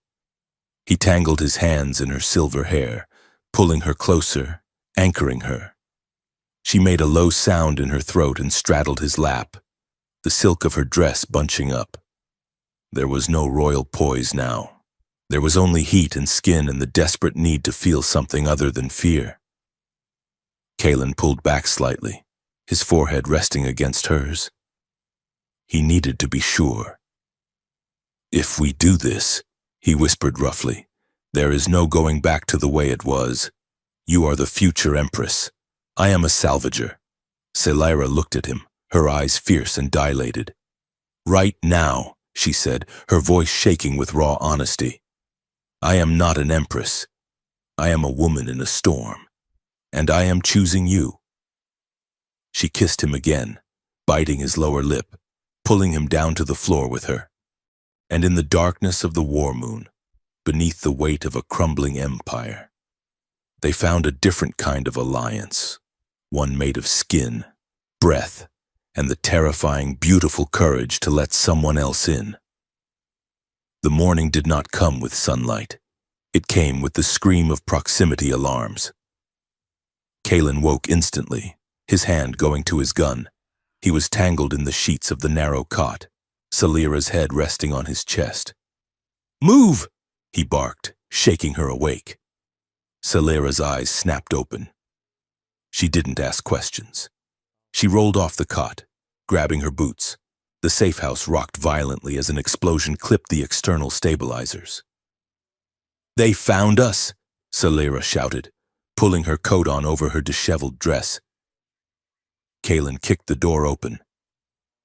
Outside, 3 hunter skimmers, sleek, fast attack crafts used by the secret police, were circling the ventilation shaft, their searchlights cutting through the gloom. "We can't fight those on foot," Kalen yelled. "Torak left us a vehicle." Lyra pointed to a tarp-covered shape on the lower platform. They sprinted across the metal grating, laser fire sizzling the air around them. Kalen returned fire, picking off a drone that swooped too close, but the skimmers were locking on with missiles. They reached the vehicle. It was an ancient atmospheric combat skimmer, rusted and ugly. "Can you fly this junk?" Lyra yelled, jumping into the cockpit. "It's been 20 years, Kalen shouted, vaulting into the gunner's seat behind her. "So you fly, I'll shoot." "Wait, you want me to fly?" Kalen stared at her. "I grew up on a war moon." "Kalen!" Lyra snapped, her hands flying over the manual controls. "Do you think I spent my childhood knitting?" She punched the ignition. The engines roared to life with a cough of black smoke. "Hang on!" she screamed. She slammed the throttle forward. The skimmer shot off the platform like a bullet. Kalen was slammed back into his seat. He barely had time to grab the targeting yoke. Lyra flew like a madwoman. She didn't use the auto-nav. She threw the heavy skimmer into a corkscrew dive, plunging deeper into the storm tunnels. The hunter-killers pursued, firing plasma cannons. "Break left!" Kalen shouted. Lyra banked hard left, scraping the paint off the tunnel wall. Kalen lined up his shot. "Eat this," he muttered, squeezing the trigger. The rear turret spat kinetic rounds. He shredded the lead pursuer's intake. The enemy skimmer stalled, clipped the tunnel ceiling, and exploded in a spectacular fireball. "Nice shot!" Salira yelled, her laugh wild and euphoric. "Nice flying!" Kalen yelled back, genuinely impressed. "You handle this brick like an interceptor." They burst out of the tunnel mouth and into the open air of the moon's surface. The storm was raging, purple lightning arcing across a black sky. "We need to get to the comms relay at the North Ridge," Sayalira shouted over the storm. "We have the data from the miners that we need to broadcast it." Torak had given them a data core containing the logs of the Hollow Soldier program. It was the smoking gun. 2 more skimmers were on their tail. Sayalira pulled a high G maneuver, diving into a canyon. Kalen blasted the second pursuer out of the sky. The third one peeled off, realizing it was outmatched. They reached the relay station, a lonely tower on a jagged peak. Sayalira landed the skimmer with a rough thud. They sprinted into the relay room. Kalen jacked the data core into the terminal while Sayalira bypassed the encryption. "Uploading now," Kalen said. The progress bar filled. 20%, 50. Suddenly, the main hollow screen in the room flickered to life. It was an emergency broadcast from the capital. It overrode all local systems. Kalen froze. On the screen, Emperor Varen sat on the golden throne. He looked frail, his skin translucent, barely able to hold his head up. Standing behind him, hand resting possessively on the throne, was Minister Varric. "Citizens of the Empire," the Emperor wheezed, his voice thin and reedy. "We face a grave crisis." Sayalira stopped typing. She stared at the screen. "Father, it has come to our attention," the Emperor continued, reading from a script Varric was clearly holding up off camera, "that my daughter, Princess Sayalira, has been compromised. Her mind has been twisted by foreign influence." The image shifted to show a grainy, edited clip of Kalen holding Sayalira back on the dock, making it look like he was threatening her. "This human mercenary," Varric's voice cut in, smooth and venomous, "has used illegal neural manipulation to seduce and control the heir. He is a spy, a saboteur, and a monster." Kalen watched his own face on the screen, labeled Public Enemy Number 1. "Therefore," the Emperor rasped, "I hereby dissolve Sayalira's claim to the throne until she is recovered and purified. A succession hearing will be held in 3 days. Until then, martial law is declared." Varric stepped forward, filling the screen. "Princess," Varric said, looking directly into the camera, "if you can hear this, come home. We will cure you of this sickness. As for the human," Varric smiled. It was a smile full of teeth. "Kill him on sight." The transmission ended. The upload bar on Kalen's console beeped. Transmission blocked. Network locked by royal decree. They hadn't got the truth out. Sayalira stood motionless, staring at the blank screen. Her hands were clenched into fists at her sides. "They turned the narrative," Kalen said quietly. "He accused me of doing exactly what he is doing to his soldiers." Sayalira turned to him. Her face was pale, but her eyes were dry. The vulnerability of the safe house was gone, replaced by a cold, terrifying resolve. "He wants a hearing?" she said softly. She walked over to the weapons locker on the wall and grabbed a heavy pulse rifle. She racked the bolt. "Then let's go give him one." The journey back to the capital had been a masterclass in stealth. Flown in the belly of an automated cargo hauler carrying radioactive waste, a signal signature no patrol ship wanted to inspect too closely. When Kalen Vance and Princess Sayalira finally emerged into the smog-choked lower levels of the Imperial Palace, they found a city that had already convicted them. The capital was screaming. Every holographic billboard, every data stream, and every public terminal was plastered with Kalen's face. The image was grainy, manipulated to make his eyes look manic and his jaw set in a snarl. The caption beneath it pulsed in angry crimson. "The foreign virus. Protect the throne." Kalen pulled the hood of his scavenged cloak lower as they moved through the service corridors toward the intelligence wing. "I look good in red," he muttered, gesturing vaguely at a 50-foot projection of his own face on a nearby skyscraper.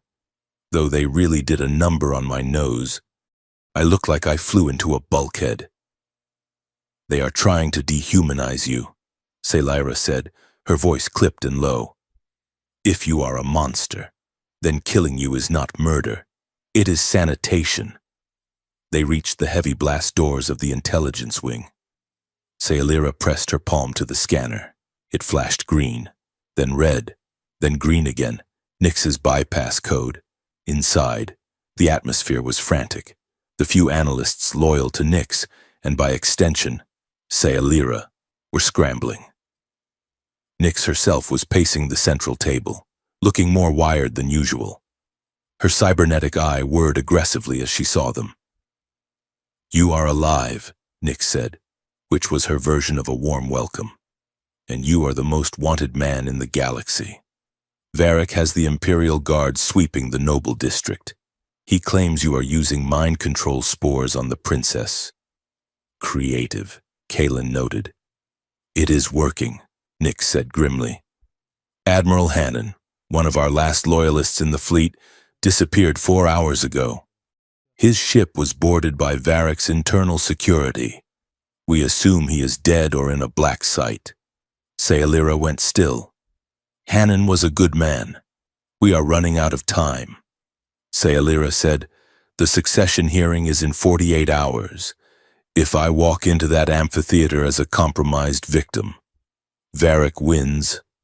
I need to walk in as a claimant with a legal standing that supersedes his emergency powers." She turned to a trembling elderly man sitting in the corner, clutching a stack of actual paper parchments, a rarity in the digital empire. This was Archivist Thawne. "Thawne," Selira said. "Did you find it?" The old man adjusted his spectacles. "Yes, Highness. It is obscure. It has not been invoked since the Third Dynasty. But technically, it is still law." "What is it?" Kalen asked, leaning against a server rack. "The right of trial alliance." Thawne squeaked. "In ancient times, when a royal heir wished to marry a foreigner or a commoner against the council's wishes, they could declare a temporary legal partnership. It is not a marriage, exactly. It is a probation." "A probation?" Kalen raised an eyebrow. "It grants the partner diplomatic immunity and legal standing as a consort designate for a period of 7 days, Thawne explained. "During this time, the partner's actions are considered the actions of the Crown. If you declare this, Mr. Vance is no longer a foreign viral agent. He is, legally speaking, an extension of your own political will. To arrest him would be to arrest the heir." Selira looked at Kalen. "It is a shield. It forces them to debate the law rather than just shooting you." Kalen crossed his arms. "So, to save me from being executed as a mind-controlling monster, we have to tell the galaxy we are dating? We have to tell the galaxy we are politically bound," Selira corrected. "It changes the narrative from infection to alliance. And the Council will just accept this?" "They will hate it," Thawne admitted. "They will argue that the text refers to biological compatibility and dynastic flowcharts. But the law is the law. They cannot shoot you until the 7 days are up." Kalen let out a short, dry laugh. He looked at the high-tech holographic maps on the walls, then at the dusty scroll in Thawne's hand. "You have faster-than-light travel," Kalen said. "You have bioweapons that can erase a city. But your entire empire is held together by fancy paperwork and ego. That is civilization. Mr. Vance, Salira said, a faint smile touching her lips. We build castles out of rules so we do not have to live in the mud. She turned to Nix. Prepare the broadcast. I am invoking the right. Kaelin and I are now officially a problem they cannot delete. The broadcast bought them time, but it did not buy them truth. For that, they needed to go deeper. The palace vaults were located 3 miles beneath the throne room, carved into the bedrock of the planet. This was not the archives they had raided before. This was the reliquary, the spiritual heart of the Varen ancestry. The air down here was cold and smelled of ozone and ancient dust. Salira and Kaelin stood before the relic. It was a massive spire of crystalline geometry, suspended in a magnetic field. It did not glow with power. It seemed to drink the light from the room, pulsing with a slow, heavy rhythm that Kaelin could feel in his teeth. This is the memory core, Salira whispered. It is not a computer. It is a psychic reservoir. It records the emotional imprint of every emperor and empress. It cannot be hacked, because it does not speak binary. It speaks intent. And you think it recorded Varric's order to kill your mother? Kaelin asked. If he used the royal seal to sign the order, the core felt it, Salira said, but to extract it, we have to interface. She pointed to 2 pedestals at the base of the spire. They were made of the same dark crystal shaped like hands. It requires 2 anchors, she said. One to guide the search, one to ground the psyche. If we are not synchronized, if there is distrust or fear or hidden agendas, the core will reject us. And rejection down here means madness. It floods the mind with fear illusions. Kaelin looked at the ominous black crystal. You really know how to pick a date spot, princess. He stepped up to the pedestal. He didn't hesitate. He was tired of running. He was tired of lies. Salira stepped up beside him. Her face was pale. She was afraid. He realized, not of the machine, but of what she might see. Together, she whispered. Together, Kaelin confirmed. They placed their hands on the dark stone. The world vanished. There was no transition. One moment, Kaelin was standing in a cold vault. The next, he was drowning in light. It was a blinding physical pressure. He felt Salira's presence next to him, not as a body, but as a burning point of consciousness. Fear. The core hit them with a wave of defense mechanisms. Suddenly, Kaelin wasn't in the vault. He was back in the cockpit of his interceptor. The alarms were screaming. The gravity well was tearing his ship apart. He heard the voices of his crew. Vance, help us. Vance, it hurts. Screaming over the comms. The guilt washed over him like acid. Rejection imminent. A voice thundered in his mind. Anchor unstable. Kaelin gasped, his physical knees buckling. The illusion was perfect. He could smell the burning circuitry. Kaelin. Salira's voice cut through the static. It is not real, look at me. He tried to focus. He pushed through the screaming cockpit. He reached out with his mind for that burning point of light that was her. I am here. He projected. I am here. The cockpit dissolved. Now he was in a garden, Salira's memory. But the flowers were dead. A woman lay on the ground, her chest crushed. It was the Empress. Salira was a child standing over the body, feeling a cold, paralyzed helplessness. The shame of being unable to act, the terror of being alone. Kaelin felt her pain as if it were his own. It wasn't just sadness, it was a void. You are not alone, he sent the thought to her, wrapping his consciousness around hers like a shield. We are doing this. Focus on the truth. The shared vulnerability stabilized the connection. The fear illusions shattered like glass. The light shifted from blinding white to a deep, informative blue. The core opened.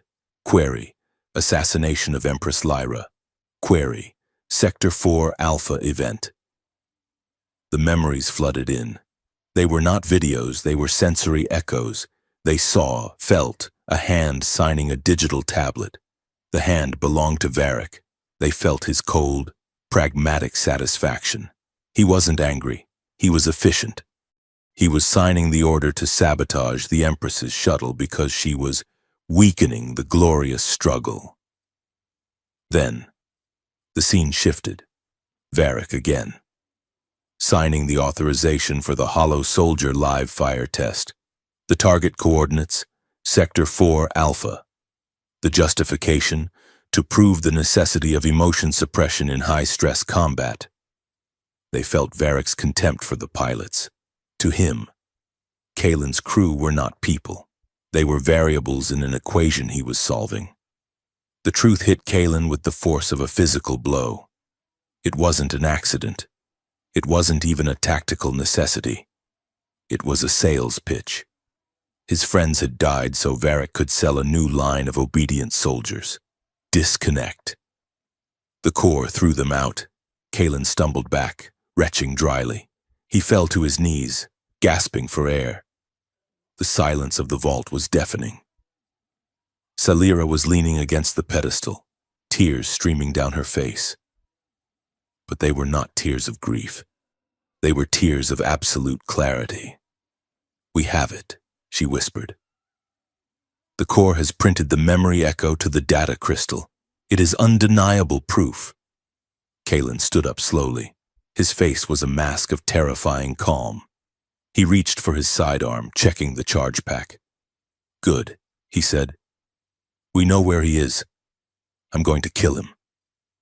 Salira froze. "Kalen." "He signed the order," Kalen said, his voice devoid of inflection. "He murdered your mother. He murdered my crew. He is a rabid dog. I am going to put him down." He turned toward the exit. "Stop," Salira commanded. Kalen didn't stop. Salira moved faster than he expected. She stepped in front of him, blocking his path. "Move, Salira," Kalen warned. "If you kill him like this, you lose," she said, her eyes blazing. "I don't care about winning," Kalen snarled, the rage finally cracking his voice. "I care about justice. That is not justice," Salira shouted back, shoving him in the chest. "That is revenge. There is a difference."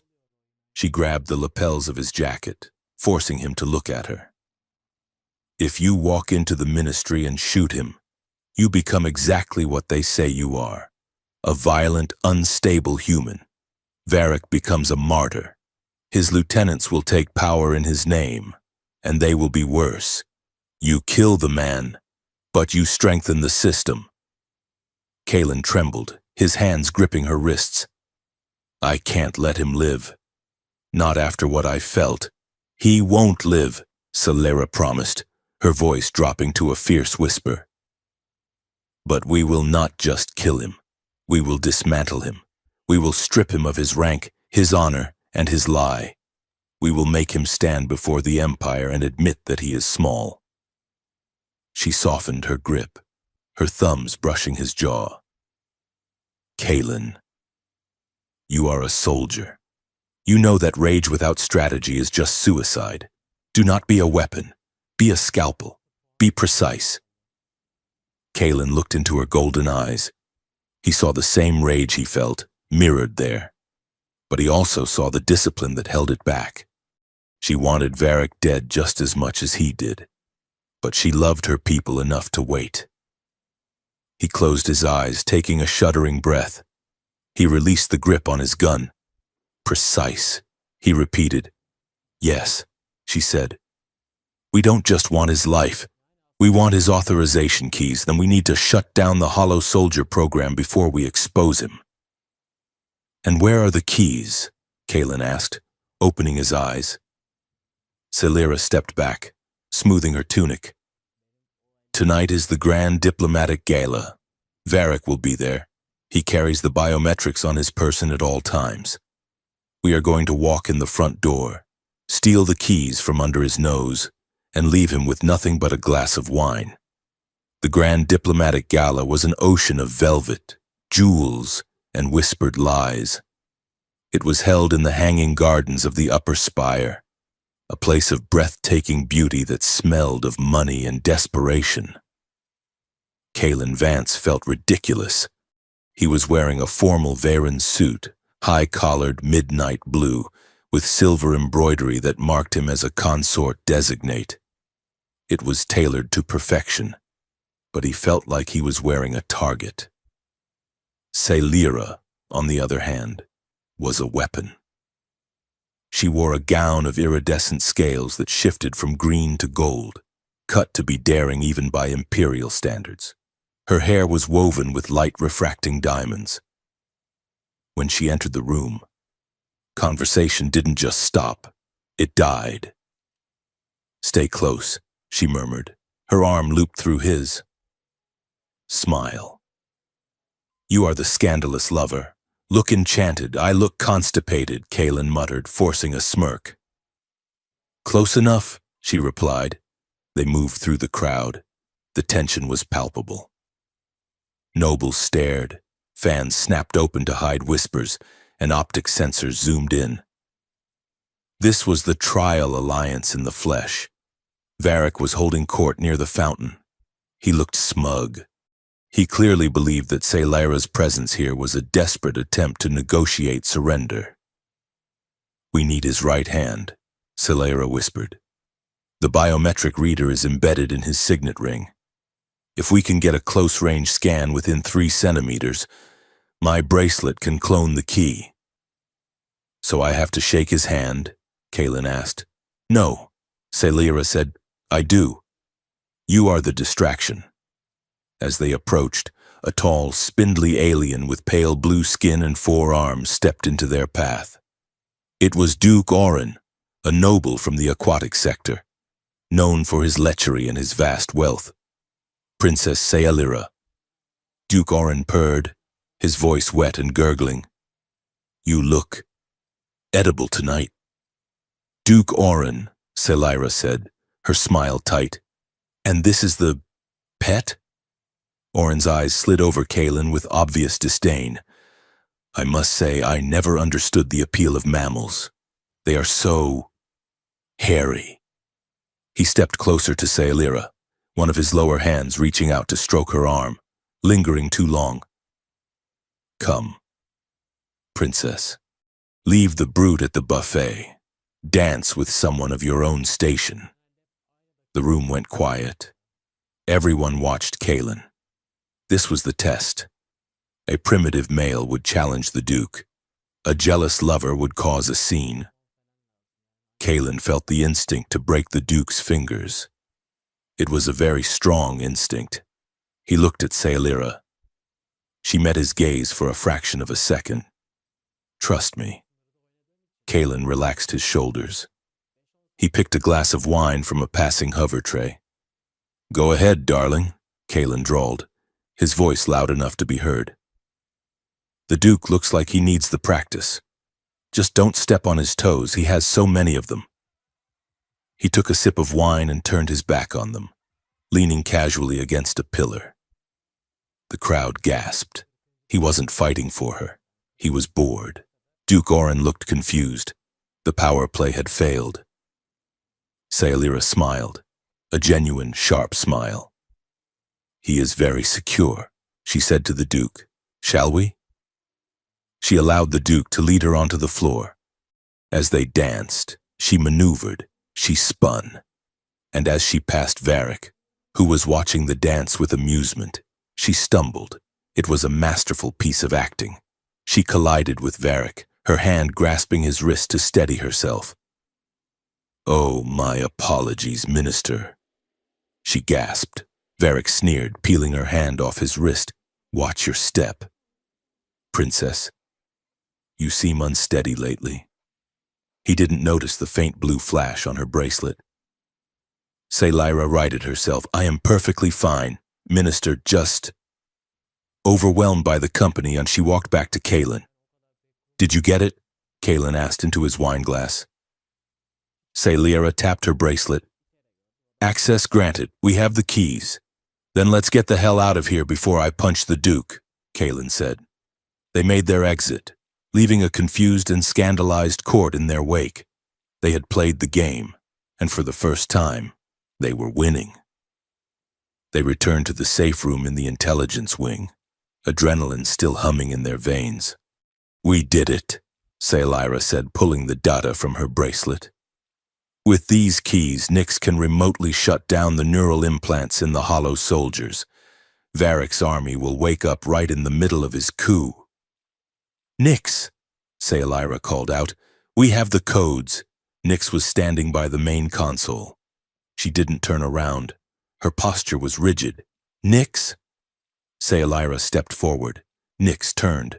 Her cybernetic eye was glowing a harsh, angry red. She was holding a heavy blaster pistol, leveled directly at Saylyra's chest. I can't let you do that. Highness, Nyx said. Her voice sounded strange, mechanized, layered with static. Kalen's hand dropped to his gun, but Nyx was faster. Don't, pilot, she warned. I have turrets in the ceiling targeting both of you. Nyx, what are you doing? Saylyra asked, her voice trembling. You are my friend. I am, Nyx said. A tear, a real biological tear, slid down her gray cheek. That is why they came for me. She tapped the side of her head, right where her cybernetic implant connected to her skull. They found my daughter, Saylyra, Varric's men. They have her. And they installed a kill switch in my interface. If I don't deliver you and the human to the hearing tomorrow, they shut off my brain. Saylyra stared at her. The betrayal cut deeper than any knife, but she saw the agony in Nyx's face. Nyx, Saylyra whispered.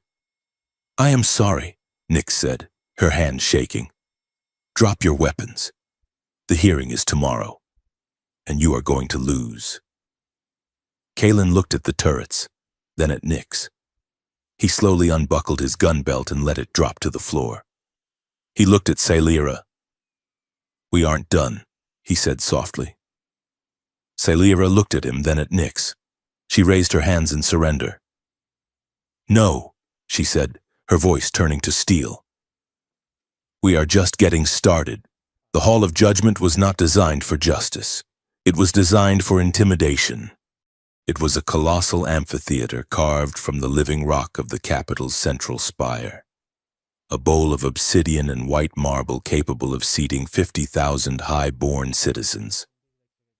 Above them, floating in the climate-controlled air, were millions of drone cameras, broadcasting the proceedings to every inhabited rock in the Varen Empire. Kalen Vance stood in the center of the pit. He wore the formal midnight blue suit of the consort designate, though he had unbuttoned the collar to breathe. The lights were blinding, hot and heavy, focusing on him like the crosshairs of a sniper rifle. Beside him, Princess Saylyra sat in the accused's box, a cage of gold bars that looked elegant but was undeniably a prison. She sat with her spine steel straight, her hands folded in her lap, watching the High Council with an expression of polite boredom that Kalen knew was masking a heart rate of 120 beats per minute. Across the pit stood Minister Varric. He was in his element, pacing like a predatory cat, his crimson robes billowing as he addressed the council and the galaxy.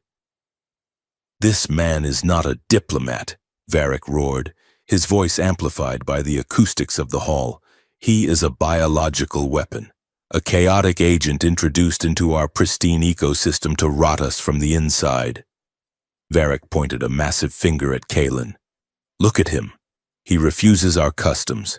He mocks our laws. And he has used illicit neural pheromones to enslave the mind of the air. We have evidence. High Counselors. We have logs showing that wherever this human goes, disorder follows. He is a virus, and there is only one cure for a virus.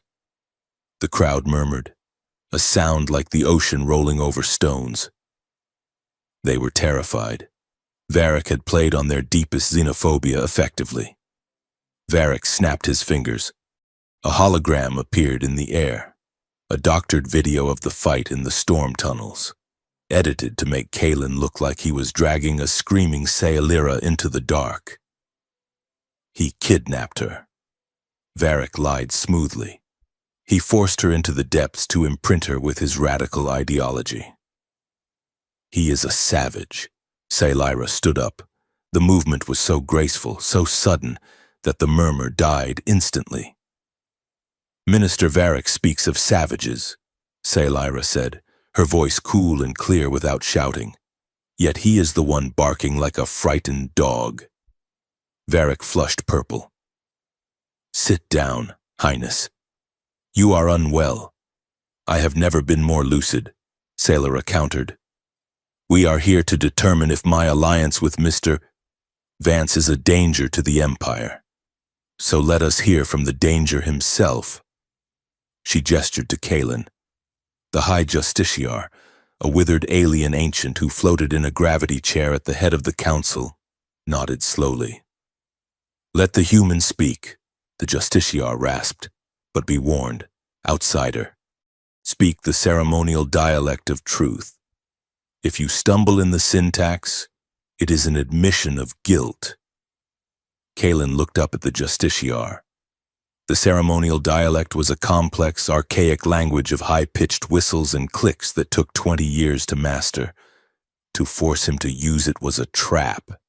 If he tried, he would look like an idiot. If he refused, he was disrespectful.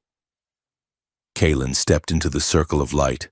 He looked at Varric, then at the council, then up at the drone cameras buzzing like flies. I am a pilot, Kalen said, speaking in standard trade common. His voice was gravel compared to the melodic Varen tongues, but it carried. And in the cockpit, we do not use poetry. We use coordinates. We use vectors. And we tell the truth, because gravity does not care about your rank, and neither does the truth. He walked slowly around the pit, making eye contact with the nobles in the front row. You call me a virus because I am different, because I do not kneel, because I do not have a chip in my head that tells me how to feel. He stopped in front of Varric. But I have walked your streets. I have seen your factories. I have met your people in the mines who are turning their own bodies into machines just to feed this city. Your empire is not rotting because of me, Minister. It is rotting because you have traded your souls for stability. You are so afraid of chaos that you have outlawed being alive. He turned back to the camera, his face filling the screens of billions of viewers. I am not here to destroy your empire. I am here to tell you that you are already destroying it. And the man accusing me is holding the detonator. There was a stunned silence. Kalen hadn't begged. He hadn't raged. He had diagnosed them. A young noble in the third tier stood up and cheered, just once. A short, sharp shout of agreement before his neighbors pulled him down. But the damage was done. The viral quote, "Gravity does not care about your rank," was already traversing the data nets. Varric saw the shift. His eyes narrowed. Beautiful words. Varric sneered. But words are wind. Let us look at facts. I call my witness, Chief Intelligence Officer Nix. The heavy doors at the end of the pit ground open. Nix walked in. She looked terrible. Her gray skin was sallow, and her cybernetic eye was twitching erratically. She walked with the stiff, jerky gait of a marionette. She carried a data slate. Nix took the stand. She did not look at Sailira. Officer Nix, Varric said, his voice dripping with false sympathy. Tell the court what you found in the human's personal logs. Nix opened her mouth. Her voice was flat, mechanical. I found evidence of a conspiracy to assassinate the Minister of Defense. I found codes for a foreign invasion fleet. The crowd gasped. It was a lie, a blatant, clumsy lie. but it was coming from the princess's own right hand. Sailira watched her friend. She saw the sweat beading on Nyx's forehead. She saw the way Nyx's hand trembled over the data pad. Sailira knew about the kill switch. She knew that if Nyx deviated from the script, Varric would burn her brain out. Most strategists would have attacked the witness. They would have exposed the blackmail to discredit the testimony. But Sailira was done playing by Varric's rules. "Nyx," Sailira said softly. Nyx flinched. Varric stepped between them. "Do not address the witness." Sailira ignored him. She looked directly at Nyx. "I know about your daughter." "Nyx." Nyx froze. The datapad slipped from her fingers and clattered onto the stone floor. "I know they have her," Sailira continued, her voice projecting to the entire hall. "I know they threatened to kill her. And I know about the switch in your head." Varric panicked. "Silence her, guards!" But the guards hesitated. The accusation was too specific, too horrific. "Nyx," Sailira said, stepping toward the witness stand, ignoring the barrier. "I release you from your oath to me. You do not have to die for this. Save your daughter. Say what he wants you to say. I forgive you. It was an act of mercy so profound, so strategically suicidal, that it broke the tension in the room like a hammer striking glass." Sailira was giving Nyx permission to betray her to save a child. Nyx looked at Sailira. The mechanical flatness in her eyes cracked. She looked at Varric, who was signaling his men to activate the kill switch. But Nyx was an intelligence officer. She was the best in the system, and she had not come unprepared. She reached up and ripped the comm link from her ear, the device that was receiving the kill signal. "He is lying," Nyx screamed, her voice raw and real. "There is no invasion. There is only the Hollow Soldier program." She kicked the fallen datapad toward the center of the room. It projected a hologram, not of Kaelin, but of the internal schematics of the neural chips being implanted in the army. "Varric has enslaved the garrison," Nyx shouted. "He plans to activate the obedience protocol today. He is not saving the Empire, he is hijacking it." Varric's face went from purple to chalk white. He looked at the council. He looked at the crowd. He realized the narrative had shattered. "Kill them!" Varric shrieked. "Protocol Omega! Execute everyone!" He didn't mean the human guards. He pressed a button on his wrist link. All around the perimeter of the amphitheater, the rigid, faceless elite guards, the ones who had stood motionless for hours, suddenly jerked. Their visors flashed from blue to red. These were the prototypes, the Hollow Soldiers. They raised their pulse rifles. The crowd screamed as the soldiers opened fire, not at the people, but at the council members and Sailira. "Get down!" Kaelin shouted. He didn't run away. He ran toward the danger. Kaelin vaulted over the railing of the pit, moving with the explosive speed of a man who lived in seconds. He grabbed a hovering security drone out of the air, ripping its gyroscope loose and hurling the heavy metal chassis into the face of the nearest Hollow Soldier. The soldier went down. Kaelin grabbed the falling pulse rifle. "Sailira, move to the dais!" Kaelin yelled, rolling under a stream of plasma fire. Sailira didn't cower. She grabbed the golden bars of her cage, which had unlocked when the power fluctuated. She kicked the door open. "Rally to me," she commanded, her voice cutting through the panic. "Royal Guards, protect the council." The human guards, confused and terrified, saw her standing tall amidst the chaos. Instinct took over. They rallied to her, forming a shield wall around the terrified Justiciar and the other counselors. Varric was running toward the exit, surrounded by a phalanx of his mind-controlled soldiers. "He's getting away." Nyx shouted, firing her own weapon from the witness stand. Kaelin looked at the geography of the room. It was a bowl. Varric was climbing the stairs. Kalen was at the bottom.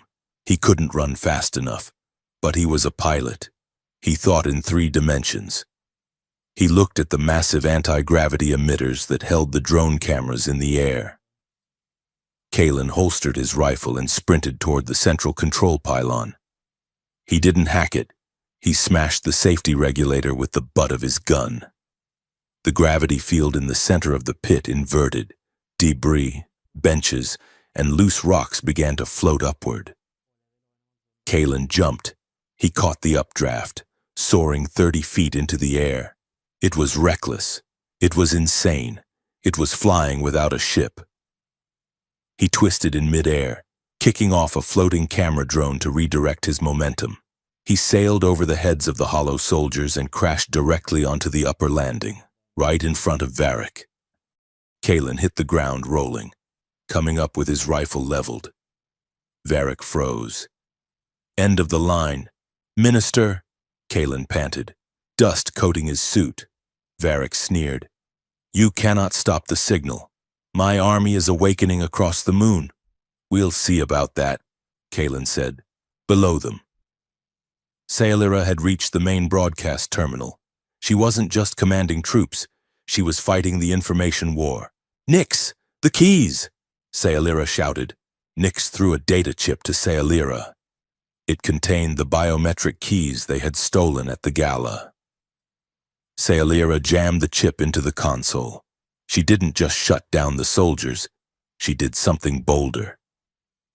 She linked the console to the ancient relic in the vault below. "Kalen," Sayalira's voice echoed over the comms. "Anchor with me." Kalen knew what she meant. Even across the distance, he had to focus. He had to remember the truth they had seen in the vault. He looked at Varric. He didn't feel hate anymore. He felt a cold, hard resolve. Truth, Kalen thought, projecting the intent. The broadcast screens above the amphitheater flickered. The image of the chaos vanished. In its place, a beam of pure memory light erupted from the relic below, hacking every screen in the city. The galaxy saw the truth.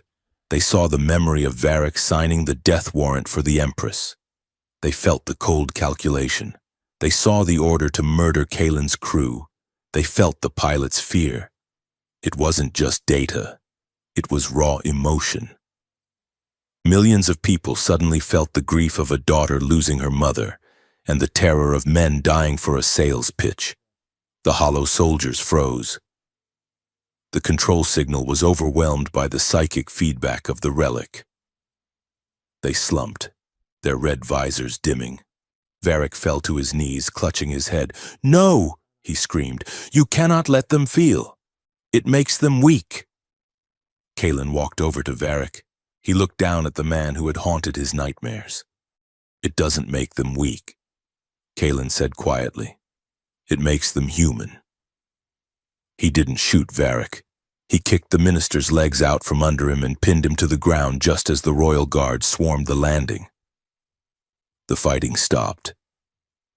The silence that followed was heavy with the weight of revelation. Then, a massive holographic projection appeared in the center of the hall. It was the Emperor. He was sitting up in his medical bed, frail, wired to machines, but his eyes were clear. "My people," the Emperor's voice was weak but distinct. "We have been blind. The Minister of Defense is stripped of all rank. He is under arrest for high treason." The Emperor looked at Sayalira, who stood amidst the wreckage of the dais, her gown torn, holding a rifle. "My daughter," the Emperor said, "command the Legion. Restore order. The Empire is yours to heal." The transmission cut. Varric was dragged away in chains. He didn't beg. He looked at Sayalira with a hateful grin. "You think you have won, Princess?" Varric spat. "You removed the man. You did not remove the hunger. The Empire craves order. They will hate you for giving them chaos. Get him out of here," Kalen ordered. As Varric was hauled away, the adrenaline finally left Kalen's body. His knees felt like water. He sat down on the edge of the landing, looking out over the amphitheater. The crowd was stunned.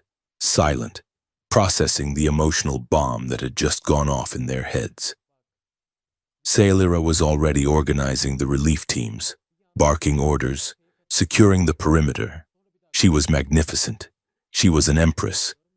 And Kaelin realized, with a pang of sharp sadness, that she didn't need a pilot anymore. An hour later, the palace was in lockdown, but the immediate danger had passed. Kaelin found himself in a quiet service corridor away from the medical bay. He was leaning against the wall, trying to get his hands to stop shaking. It wasn't fear. It was the crash.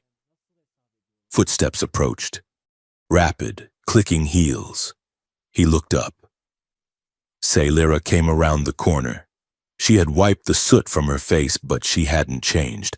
She looked exhausted, wild, and beautiful. She stopped 5 feet away from him. "You fly well without a ship," she said softly. "I try to avoid it," Kaelin replied. "The landing is usually rough on the knees." She stepped closer. She looked him over, her golden eyes scanning for injuries. "Are you hurt?" she asked. "Just bruises," Kaelin said.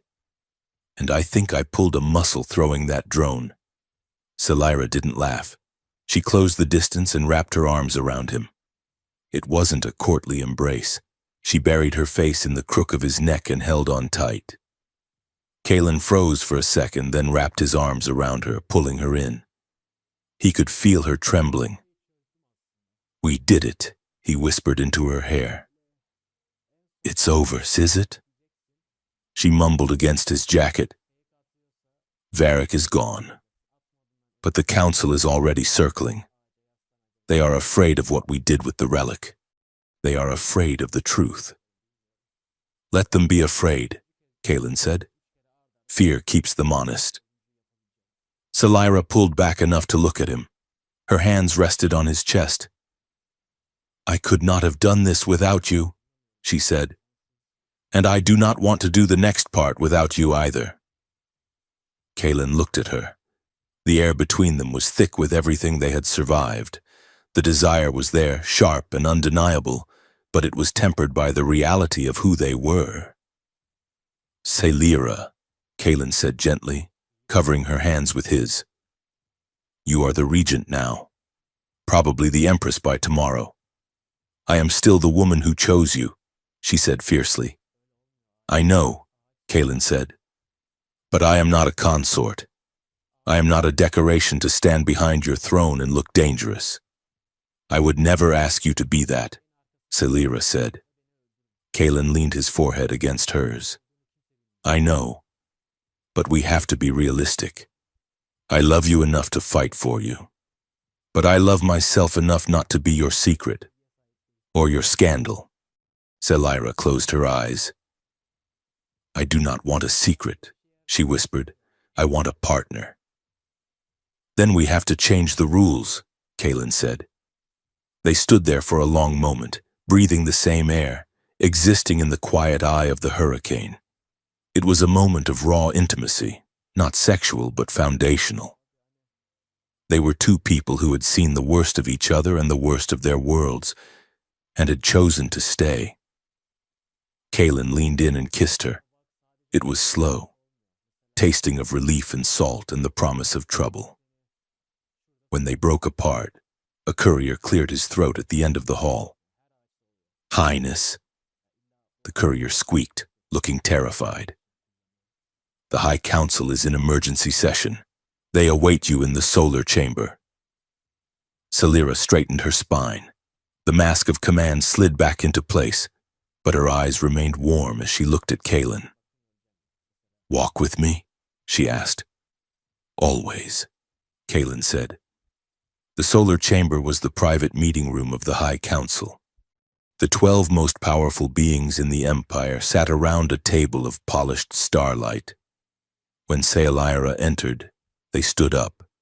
It was a sign of respect she had never received before. But Kaelin noticed that they did not look happy. They looked calculating. Sailira took her seat at the head of the table. Kaelin stood behind her, his hand resting on the back of her chair. a visual reminder of his presence. Highness, the High Justiciar began, the Empire owes you a debt. You have exposed a cancer in our midst. The Emperor has transferred executive authority to you. We are prepared to formalize your ascension to the throne immediately. Good, Celira said. There is much work to do. However, the Justiciar continued, his eyes sliding to Kaelin. There is a condition. Celira went very still. A condition? The Empire is fragile, the Justiciar said. The public is confused.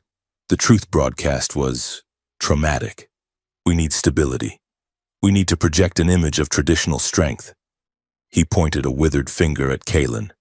The human must go. Kaelin didn't move. He had expected this. He is a hero, Celira said coldly. He saved this council. He is a reminder of the chaos, the Justiciar countered. He is a foreign element. He is the face of the disruption. If you marry him, or keep him by your side, you legitimize the rebellion. The outer sectors will see it as weakness. The Justiciar leaned forward. We offer you the crown, Celira, total authority. But you must dissolve the alliance. You must exile the human. He will be paid handsomely. But he must leave Vera tonight. Celira looked around the table. She saw the nodding heads of the other counselors.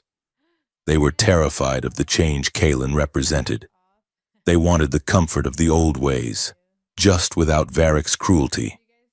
They wanted Celira to be the figurehead of a system that hadn't really changed. Celira looked up at Kaelin. He met her gaze. His face was unreadable, but his eyes were steady. He gave a microscopic nod. It's your choice. I won't hold you back. Celira looked back at the Justiciar. She thought of the miners in the tunnels. She thought of the fear in the amphitheater. She thought of the way Kaelin had held her in the dark. She stood up. You offer me the crown, she said, her voice quiet and deadly, on the condition that I rip out my own heart to wear it. That is the price of power, Highness, the Justiciar said. Celira smiled. It was the same smile she had worn on the dock the day she met Kaelin, the smile that said she had found a puzzle that amused her. Then the price is too high, she said. The council gasped. Highness, you cannot refuse. The Justiciar sputtered. I do not refuse the crown, Celira said. I refuse the condition. She placed her hands on the table. You say he is dangerous because he represents change. You are right, and that is exactly why he stays. Because if I rule this empire the way you want me to, we will be back in this room in 10 years with another Varric. She looked at Kaelin, and then back at the council. I am not asking for your permission. Counselors, I am informing you of my decision. The human stays. And if you have a problem with that. She leaned in closer. You can try to make me kneel, but I warn you, I learned from the best. The room fell into a stunned silence. The battle for the throne was over, but the war for the soul of the empire had just begun. The silence in the Onyx Suite was louder than the screams of the crowd in the amphitheater. Kaelin Vance stood over his battered duffel bag, the same one he had carried onto the Veyron docks weeks ago. It was packed. He looked around the room. The walls of volcanic glass reflected a man who looked different than the salvager who had arrived. He was cleaner, sharper. He wore the midnight blue trousers of the court, though he had stripped off the formal jacket, leaving him in a gray undershirt that showed the tension in his shoulders. He was leaving. It was the only logical move. The High Council had made their offer. Celira could have the throne, total and undisputed, but she had to excise the tumor. She had to cut him loose. If he stayed, every reform she tried to pass would be tainted by his presence. He would be the anchor dragging her down into a civil war. Kalen zipped the bag. The sound was harsh, final. He turned to the door and stopped. Sailira was standing there. She had bypassed the security override. She was still wearing the torn, dust-stained gown from the battle in the amphitheater, a stark contrast to the pristine perfection usually required of her station. She looked like a statue that had walked through fire. "You are packing," she said. It was not a question. "I am solving the equation," Kalen said, hoisting the bag onto his shoulder. "Varric is gone, but the system remains. The council is right, Sailira. Half the fleet thinks I am a sorcerer. The other half thinks I am a pet. If you keep me, you spend the next 10 years fighting for my right to exist instead of fighting for your people." He took a step toward her. "I'm the variable that doesn't fit. You know the math." Sailira did not move out of the doorway. She crossed her arms, leaning against the frame with a casual defiance that made Kalen's heart ache. "I hate math," she said. "That is a lie," Kalen countered. "You love math. You are the most calculated person I have ever met." "I was," she corrected, "until I met a pilot who threw a rock at a drone."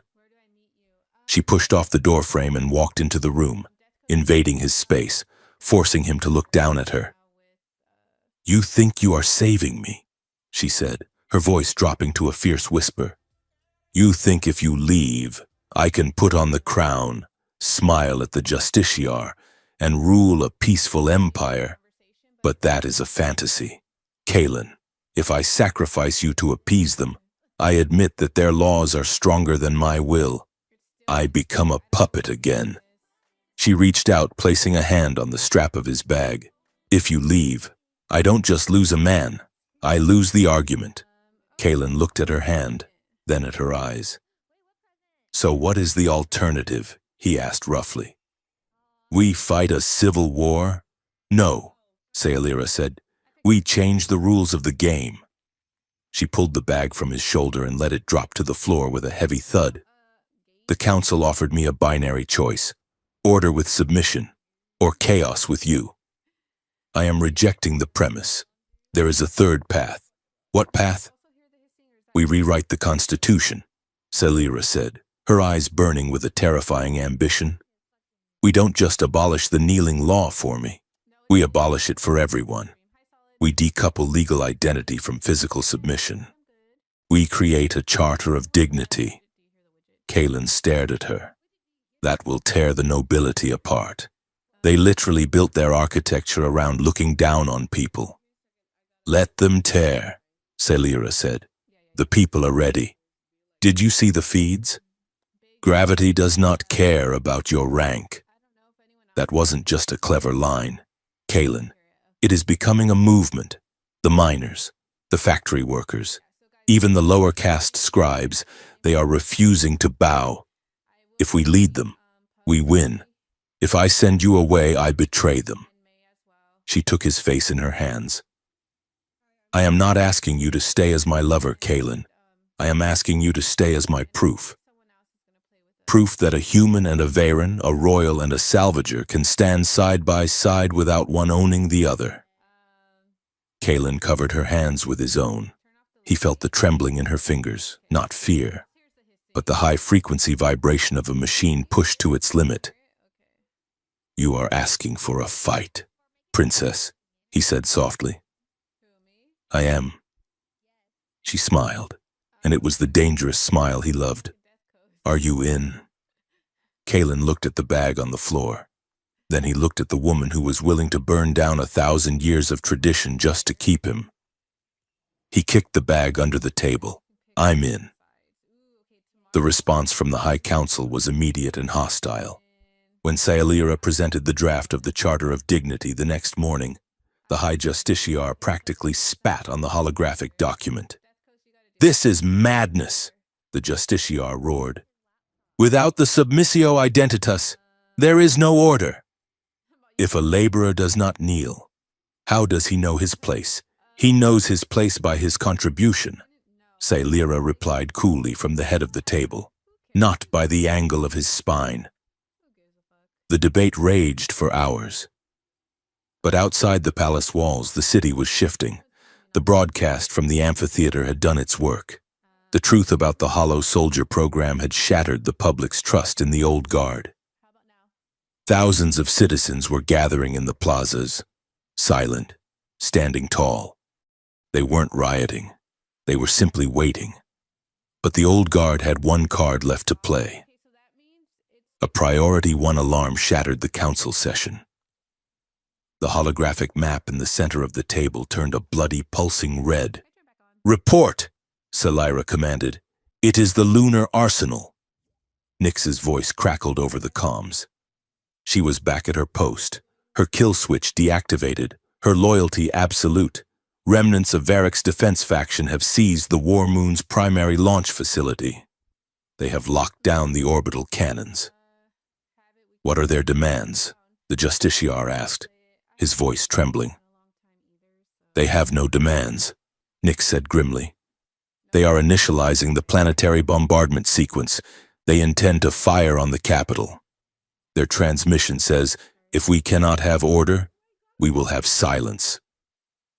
"They are going to glass the city," Kaelin said, standing up. Salira looked at the map. The lunar arsenal was heavily shielded. Orbital bombardment from the Loyalist fleet would take too long to penetrate the screens. "We have to go in under the shields," Salira said. "Atmospheric insertion. Precision strikes on the cannon generators." "The Royal Fleet is in disarray," Nyx warned. "Half the pilots are grounded for neural scans to ensure they aren't Hollow Soldiers. We don't have a squadron ready." "We have one," Kaelin said. Everyone looked at him. "The miners," Kaelin said. "Torak and his crew. They have been flying retrofitted cargo haulers in those storm tunnels for years. They know the terrain better than any Imperial pilot. And they hate Varric's men more than you do." "You want to arm a rabble of laborers?" the Justiciar gasped. "I want to arm the only people brave enough to save your skin," Kaelin snapped. Salira stood up. "Authorize it," she ordered. "Nyx, get Torak on the line. Tell him the Empire is hiring. And you," she turned to Kaelin, "you are the only one who can coordinate a mixed squadron of miners and royal guards. You speak both languages." Kaelin went still. He looked at his hands. He hadn't sat in a cockpit, a real combat cockpit, since Sector 4 Alpha. Since the day he watched his friends die, he felt the cold phantom touch of the flight stick. The ghost of the G-Force. "Kaelin?" Salira asked softly. He looked up. He saw the trust in her eyes. She wasn't ordering him. She was needing him. "I'll need a ship," Kaelin said, his voice steady. The hangar bay of the War Moon was a scene of organized chaos. Torak's miners had brought their heavy industrial skimmers, ugly, blocky ships welded with scrap metal and mining lasers. Beside them, the few loyal Royal Guard interceptors looked like sleek glass needles. Kaelin stood before a decommissioned Veyran interceptor. It was painted matte black. The canopy was open, waiting. He stared at the dark interior. His heart was hammering against his ribs like a trapped bird. The panic was there, a cold knot in his stomach. If I fly, I might die. If I fly, I might fail them again. "Pilot!" a voice said. Kaelin turned. Salira was there. She was dressed in a flight suit, a slim armored skin of white and gold. "You are not flying," Kaelin said immediately. "You are the Empress Designate. You stay in the command center." "I am a Veyran," Salira corrected, pulling on her gloves. "And my mother died because she trusted others to handle her safety. I am leading the Royal Wing. You are leading the miners." She stepped closer to him. She saw the sweat on his brow. "It is just a machine." "Kaelin," she whispered, "it does not control you. You are the anchor, remember?" Kaelin took a deep breath. He looked at the ship, then at her. Gravity doesn't care about rank, he muttered. He climbed the ladder. As he settled into the seat, the smell hit him. Recycled air, lubricant, ozone. The memories flashed, red lights, screaming, the silence of the void. He closed his eyes. I am here. I am Kalen Vance. I am not in Sector 4 Alpha. He opened his eyes and flipped the ignition sequence. The engines roared to life, a deep, guttural vibration that he felt in his bones. It didn't feel like fear anymore. It felt like power. Vance to all wings. He spoke into the comms, his voice crisp and professional. We are launching in 10 seconds. Formation is loose. The miners take the low road through the canyons. Royals, you cover the ceiling. We hit the generators hard and fast. Copy that. Vance. Torak's voice growled. Let's break some rocks. The battle for the lunar arsenal was a nightmare of speed and light. The remnant forces had activated the automated defense grid. Flak cannons filled the sky with explosions of black smoke and shrapnel. The enemy squadron, elite pilots loyal to the old regime, dropped from the clouds like hawks. Break right, Kalen shouted, rolling his interceptor to dodge a stream of plasma fire. He dove into the intricate maze of the industrial pipes, the heavy mining skimmers following him. They were slow, but they were tanks. They smashed through the lighter enemy drones, their mining lasers carving through armor plating. Above them, Sayalira led the royal wing. She flew with a terrifying elegance, her white ship dancing through the flak. 2 bogies on my 6, Sayalira called out. I see them, Kalen replied. He pulled a high G maneuver, flipping his ship 180 degrees. He was flying backward now, his targeting computer locking onto the 2 enemy ships chasing Sayalira. Fox 2. He fired twin missiles. They tracked true, slamming into the pursuers and turning them into expanding spheres of fire. Nice shooting. Kalen, Sayalira breathed over the comms. We're coming up on the primary generator, Torak yelled. Shields are at 100%. We can't crack it. Kalen looked at his tactical scope. The generator was encased in a bubble of energy. The remnant commander was holed up inside, preparing the orbital cannons. We need more power, Kalen gritted out. Suddenly, the dashboard of his ship flickered. The lights shifted from standard orange to a deep, pulsating blue. The same blue as the ancient relic. System synchronization detected, the computer voice announced. But it wasn't the standard computer voice. It was the voice of the archive. What is happening? Torak yelled. My controls are glowing. It's the relic, Sayalira said. It's networked into the moon's infrastructure. The ancient relic, buried miles beneath the palace, had awakened fully. It was sensing the intent of every pilot in the sky. It felt the remnant pilots' fear, their hatred, their desire to silence the world. And it felt the loyalist coalition's desire to protect, to liberate. The technology of the Empire was bioresponsive. It was designed to serve those with true authority. For centuries, they thought that meant royal blood. They were wrong. It meant empathy. The shields around the generator flickered. The relic was rejecting the remnant's commands. The shields are dropping, Kalen shouted. It's unlocking the door for us. The blue light surged through Kalen's ship. He felt the controls become an extension of his own nervous system. The lag vanished. The ship was no longer a machine, it was a part of him.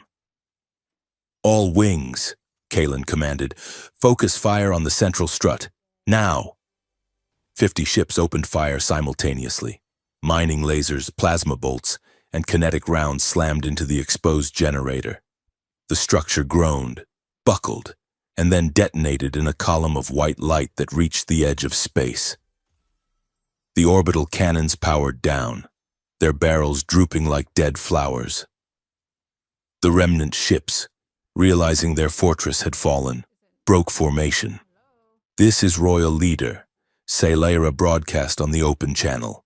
"Surrender now, and you will face justice. Fight, and you will face us." One by one, the enemy transponders turned from red to green. They surrendered. Kalen sat in his cockpit, breathing hard. He was alive. He had flown into the fire and come out the other side. He looked at his hands on the controls. They were steady. "Vance to Royal Leader," he said quietly. "The sky is clear." "Copy that." "Vance," Sailera replied, and he could hear the smile in her voice. Welcome back to the sky. The victory solidified everything. The High Council could not argue with a military triumph led by a human and backed by the ancient relic itself. The strange phenomenon was interpreted by the religious caste as a divine mandate. The relic had chosen the alliance. 2 days later, Sailera stood on the balcony of the Imperial Palace. Below her, a sea of people filled the great plaza. But this time, there were no lines of kneeling subjects. They stood shoulder to shoulder, miners next to nobles, humans next to Vayrans. Sailera wore the imperial robes, but she had altered them. The heavy, constricting collar was gone. "Citizens of Vayra," she spoke, her voice amplified across the city. "For 1,000 years, we have equated loyalty with submission. We believed that to be strong. We had to be small." She looked at Kalen, who stood off to the side, wearing a simple advisor's uniform, refusing the sash of a prince. "We were wrong," she continued. "Dignity is not a finite resource. My standing tall does not require you to kneel." She raised her hand, and a holographic decree appeared in the air above the plaza. "Today, I abolish the submissio identitas. From this moment on, your name, your rights, and your soul belong to you. Kneeling is no longer the law.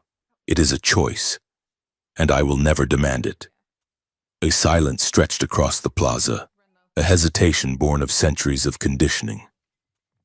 Then, slowly, a cheer began. It started low, a rumble from the miners, and swelled into a roar that shook the spires. It wasn't the polite applause of the court. It was the messy, chaotic, beautiful sound of freedom. Later that evening, the celebrations were still raging in the streets. Kalen found Sailera in the observation garden, the same garden where she had first told him he was just her type. The bioengineered plants were glowing softly in the twilight. He walked up beside her, and she was leaning on the railing, watching the fireworks. "You did good." "Princess," he said. "Empress," she corrected, but with a grin. "Though I think I prefer Sailera." She turned to face him. "The council drafted your official title today," she said. "Grand Admiral of the Joint Fleet, Protector of the Realm, Duke of the Inner Systems." Kalen grimaced. "Sounds heavy." "I told them no." "I know." Sailera said. "They were very confused. They asked what you wanted instead. And I told them you wanted to be the pilot coordinator, and that you wanted a salary, not an estate." Kalen nodded. "It's an honest job. I can teach the new academy cadets. I can teach them that flying isn't about following a flight path. It's about knowing when to break it." Sailera moved closer. Her golden eyes searched his face. "And us?" she asked. "What are we?" Kalen reached out and took her hand. He didn't kiss it. He just held it, palm to palm, skin to skin. "We are exactly what we said we would be," he said. "Partners." He looked at her with a raw intensity. "I love you, Sailera. Not the crown, not the reform. You. But I won't be your subject. And I won't be your master." Sailera squeezed his hand. "That is all I ever wanted," she whispered. "To be loved without being owned." She leaned in, and their lips met. It wasn't a desperate kiss like in the safe house, or a performative one like at the gala. It was slow, deep, and settled. It was the kiss of two people who had fought a war to earn the right to stand still together. The final ceremony took place a week later.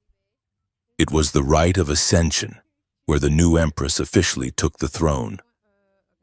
Traditionally, this was the moment where the consort, or the primary advisor, would approach the throne, kneel, and kiss the empress's ring, symbolizing the submission of all military power to the crown. The amphitheater was packed. The galaxy was watching. Sailira sat on the golden throne. She looked regal, terrifying, and magnificent. The herald announced Kalen, Citizen Kalen Vance, advisor to the crown.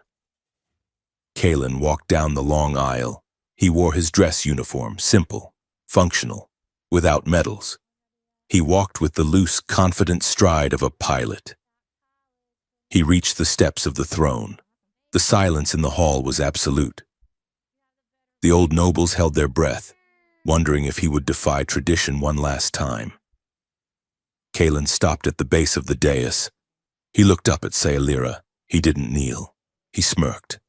He walked up the steps, standing on the same level as her. Sailira stood up. Instead of extending her ring to be kissed, she extended her hand, flat, open, a handshake, a greeting between equals. Kalen took her hand. His grip was firm, ready to fly. "Empress?" he asked, his voice picked up by the microphones. Sailira smiled, and it was the brightest thing in the room. Always. Pilot. They shook hands, and as they stood there, hands clasped, looking out at the empire they were about to rebuild. The crowd didn't bow. They stood up. Millions of people, on 1,000 worlds, stood up, and the new story began.